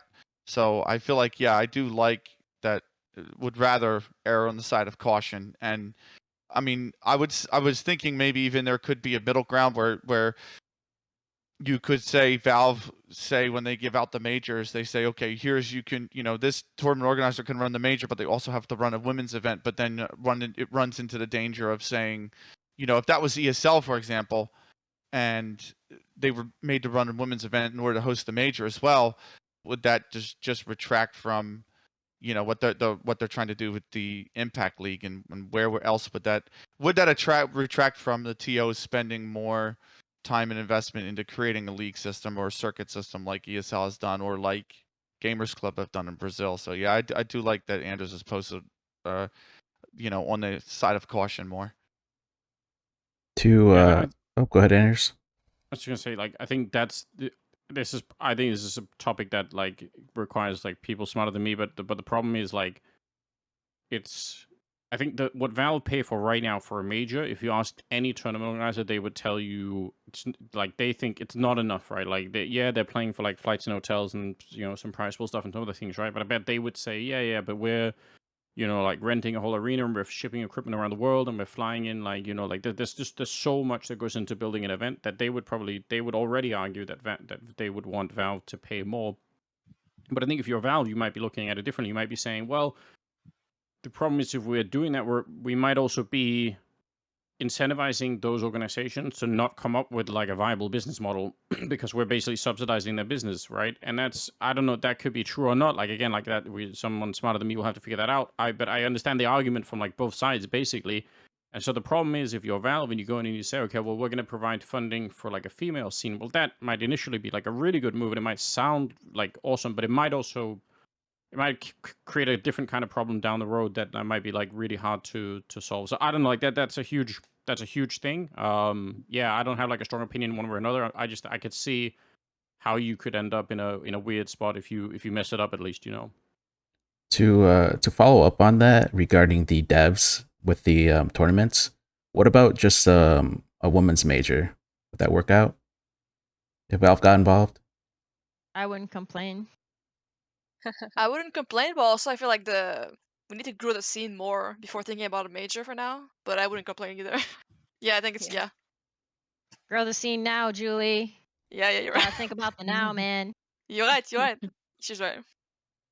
I think the importance of having a tournament like that would be huge. I feel like a lot of people look back at ESWC and they're like as like a world championship, and it kind of started to get that prestige because it was around for so long. And but I think again it's more to Andrew's point. I don't want it to open up a can of worms. That's an even bigger problem down the road that we can't see when making, or that Valve couldn't potentially see when making that decision in the here and the now. All right. I'm gonna move on because we gotta have some Reddit questions for everyone. I got one from I was gonna invite her, but she has a tournament going on right now. It's Lucy Liu, and this is kind of a shout out a little. She asked, "Who can overcome Nigma Galaxy at the moment because they won the last two big events?" I'm just saying, who's gonna overcome them? Everyone. I mean, I want to hear some trash talk. Why is everyone so quiet? I know it's some trash talk opportunity. No, I mean, I don't wanna. Sorry, How Kat do and I say? JTR. Nobody I don't wants to wanna. say I don't Furia, but wanna it's the right question. expose That's the right my answer. plans right now. Bring I the think heat. so. It's okay. We can It's the take goal. it. That's the goal to beat them. There's a big target on your back. Yeah, everyone is working for it, so Yeah, exactly. I mean, it cannot last forever, you know. I'm just gonna scroll through some of the for another redditor ask, are any of the females in talks with male pro teams about strategies and playstyles? Yeah, I am. I mean, I am dating Alicia, as you probably already Yeah. know. So No one knows. No one knows that. I'm gonna keep clip It's that. big secret though. We're gonna clip But, this. Cute yeah. No one photos. knows. I mean, I think that like we talk about like a lot of stuff together, and I mean, competitive gaming is like one of the big chunks of our day and one of our biggest passions. So it's only natural we're going to talk about it. But I think like we gain a lot from conversations with each other. I think we just like bounce ideas off each other. We talk like meta, a lot of random crap, honestly, and I find it really helpful. And sometimes, he gets stuff from me too, which is cool. But yeah, I think it's just fun to have that opportunity to see like what tier 1 looks like, and I get to like learn a lot, and I get to try to like replicate it within my team. I try to like build better structures, have us doing the right stuff, and yeah. Anyone else? What about you, Nice. Ida? I was about to say, do the big guys help you? Not at the moment, but I do want to say that our coach is Musambani, and he was coach of Mad Lions. So I do think like he brought a lot of that experience and input, and I mean, we have a lot to learn from him still, and we will. And then hopefully in the future we can have a lot of talks with the big team, and yeah, have their input more. I would like to. I would like to talk that JTT he helped us as well. So he helped our teams in Brazil. He is nice. Who? Me. Oh. Yeah, you. Nice. All right, Imposter. I'm gonna ask a question to embarrass NarT right here. How many of you guys watch all the NarT videos? Oh, come on, man. None. All None. of them? Stop. None. No videos. Not at all. Not kidding. All That's right. my only source of the pro team strategies. Gotta like make him because it makes life easy. I gotta make him embarrassed. Look at him blush. We should just like make him embarrassed and all be like, "What are NarT videos? Who is NarT? Who? What does he do?" We should just 1, 2, 3. Bye, Hey guys. guys, Bye, listen, everybody. This is the end of the community questions. Before we end the show, is there any closing thoughts or statements from everyone? Wait, so this is this the entire end of the show? Yeah, we're gonna let everyone say something before, so you can go off, Anders, really fast since you talked first. I mean, I probably should have said this way at the beginning, so maybe this is going to seem like totally out of the blue, but I just kind of, everyone was getting into the groove of things at the start. But there was some question about how these Impact, tournaments were different from like a casting point of view, showing up. Like, what was that like? Something that I noticed, like a small thing. It could just be that I'm like super socially handicapped. It's not impossible, but I noticed something interesting, which is that there's like a lot. So for both the events so far, it's basically been sort of Blair and I representing the male side, and then it's been Velas and Lucy and Veracity and like a bunch of other Haku as well. Like, but obviously not in that you were in Dallas for that one event, so that sucked. But yeah. So I noticed that when the social dynamic is different in like in the green room, like people behave like super differently. And something I noticed is that there's a lot more people talking each other up before going onto the show, basically, like going on camera, right? Which for me is like kind of a non-problem. Like, I actually don't really like it when people give me compliments in general. Like, I have no idea how to respond to it. It feels really awkward for me. I hate it when people do it. Like, I don't even know what you're supposed to say when someone. So I just don't like it. But it makes sense to me. Like, I'm not so stupid. I could understand why it makes sense for people in general. So that's something that I noticed a lot more, and then it made me think about. I don't know if this is true or not, but it made me think. Well, then when we have the more sort of, let's say, average or like normal social dynamic, where it's like maybe like a couple of women and then 7 or 8 guys in a room, then there's way less of that, and that made me sort of think a little. That made me think about that some more, and it is a nice thing. Like, I even thought about. I don't even know why we're not doing it normally. Like, it's a nice thing to tell your colleagues, like, hey, you look like you're super ready. Like, let's have a good day. You seem like you have good energy today. Let's get out there and make a great show. Like, there's a lot more of that stuff happening, which I think that's something that I kind of feel like is worth bringing into other spaces. And like, I can't really think of a good reason why no one's been doing it before. But that was something that I kind of thought a little bit about going to some of these events, which might seem like a small thing, but on the other hand, like, it also it makes it like a different space. So I thought that was interesting. Again, that's like from way at the beginning of the show. So, but yeah, that was. I forgot to say. I don't want to say it. Thank you so much, Heku. I'm gonna go in order now. Yeah, need to find like the unmute button real quick. I mean, so far, I guess I can just like repeat what I mentioned in the beginning of the show. Like that was like the basically the first thing I said is like I am pleasantly like surprised by like the Impact League and by the players that are playing in the Impact League. At least they are making my life way easier because I don't need to chase them. I don't need to force them to do something they don't want to.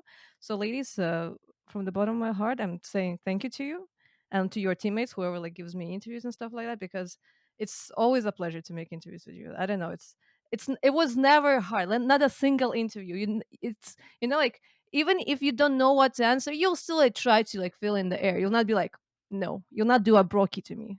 Thank you for that. Oh my god. It's just like stuff like that. Yeah, just I hope that this project keeps on growing and the scene will get bigger, bigger, and bigger. Fearless. Yeah, I'm just really grateful for how the scene has been growing throughout the pandemic and moving into sort of like this whole new era right now. And I think this is honestly just the beginning. We've achieved already so much in just half a year alone, let alone what the scene can grow into, in the next half year and the years to come. So I just hope it will continue to grow. I'm just really happy that I have had the opportunity to now meet a lot of you guys as well, and be face to face with some casters that previously it was just all stuck in our bedrooms online. So happy memories, and let's continue to make them. Benny. I just wanted to kind of piggyback off that. Say I'm very grateful to everybody, even behind the scenes, that works within the scene, other commentators and players, and even people like Milk, who I saw in the chat, who puts together femalecs.com. It's a website that tracks all the matches and has their own world ranking system. It's incredible to have that now. When starting out years ago, I didn't even know that was existing, or it may not have even been to the level that it is now. So to have that kind of support in the scene is incredible. Cat. What was the question? Oh, just seeing any last minute thoughts, statements for everyone before we close it off. I don't know. I still feel like I'm very new to the scene, so I'm just very grateful to be able to be in it, and I still appreciate everyone. And I'm always happy to meet new people within the scene, even outside. But GTR. Yeah, I would like appreciate the invitation. It's really nice to out a lot of doubts that people might have, and and it's a really like nice way of promoting female scene, and I would like to thank everyone that participated in it and accepted the invitation, and NarT and Saga for organizing it. Thank you so much. Ida. I'm very happy how ESL Impact opened so many doors for a lot of people in here, and how people are like, I feel like Fearless or Lucy are like already symbols of the female scene. Like they're always going to be there for our future tournaments, and I'm just so happy how it opened so many doors, and it feels like it's already like I don't want to say a family, but it's like these people are designated for this, and they will be there on the next tournaments, and it's just like so glad they have that brand. And I'm also want to thank ESL Impact because of it I'm able to work my dream job. If ESL Impact didn't exist, I would probably I would be going to uni again this year, and now I have the chance to focus on this. And last thing, I want to thank you, NarT and Saga, for doing this podcast and bring awareness for the female scene. And when someone asks me why you have competition singled out from male, I'll just send this podcast. So you made my life a lot easier. Thank you so much. Dinya. Anything you want to say to the fans or anything like that? You can say it in Portuguese. It's all right. You're muted. Sorry. You're muted. I'm very honored to be invited here, but and well, I'm really happy for the growing back of the scene, mostly because of the ESL Impact. So thank you. I was able to know most of the people here, and I'm really happy for that. Thank you so much. Goose Breeder? Yeah, I just wanted to say thanks to ESL really for making this like possible this opportunity a possibility. I also have found them very easy to give feedback to, and I find they do like go out of their way to try to improve on things, which is nice to see. It gives me hope that things will just continue to get better. Um, I am also grateful just in general of how the scene is moving forward. Even when ESL Impact got announced, I felt like it was a breath of fresh air with how the community reacted. And I think that things are only getting better. So it's really nice to just see people being a little more accepting, a little bit more open minded. And I'm also really happy to see the scene thriving and a lot of new players playing really well. And it gives me I'm just excited to go to the future tournaments where I feel like um, there's more of a challenge. And I mean, we haven't been first recently, which is something we were used to being. So it gives me a nice challenge, a fire to kind of reclaim the throne. And yeah, it's just I think the scene is pretty exciting, and I'm looking forward to the future. There we go. Watch out, Cat. JTR. COG's after you. Jessica? Yeah.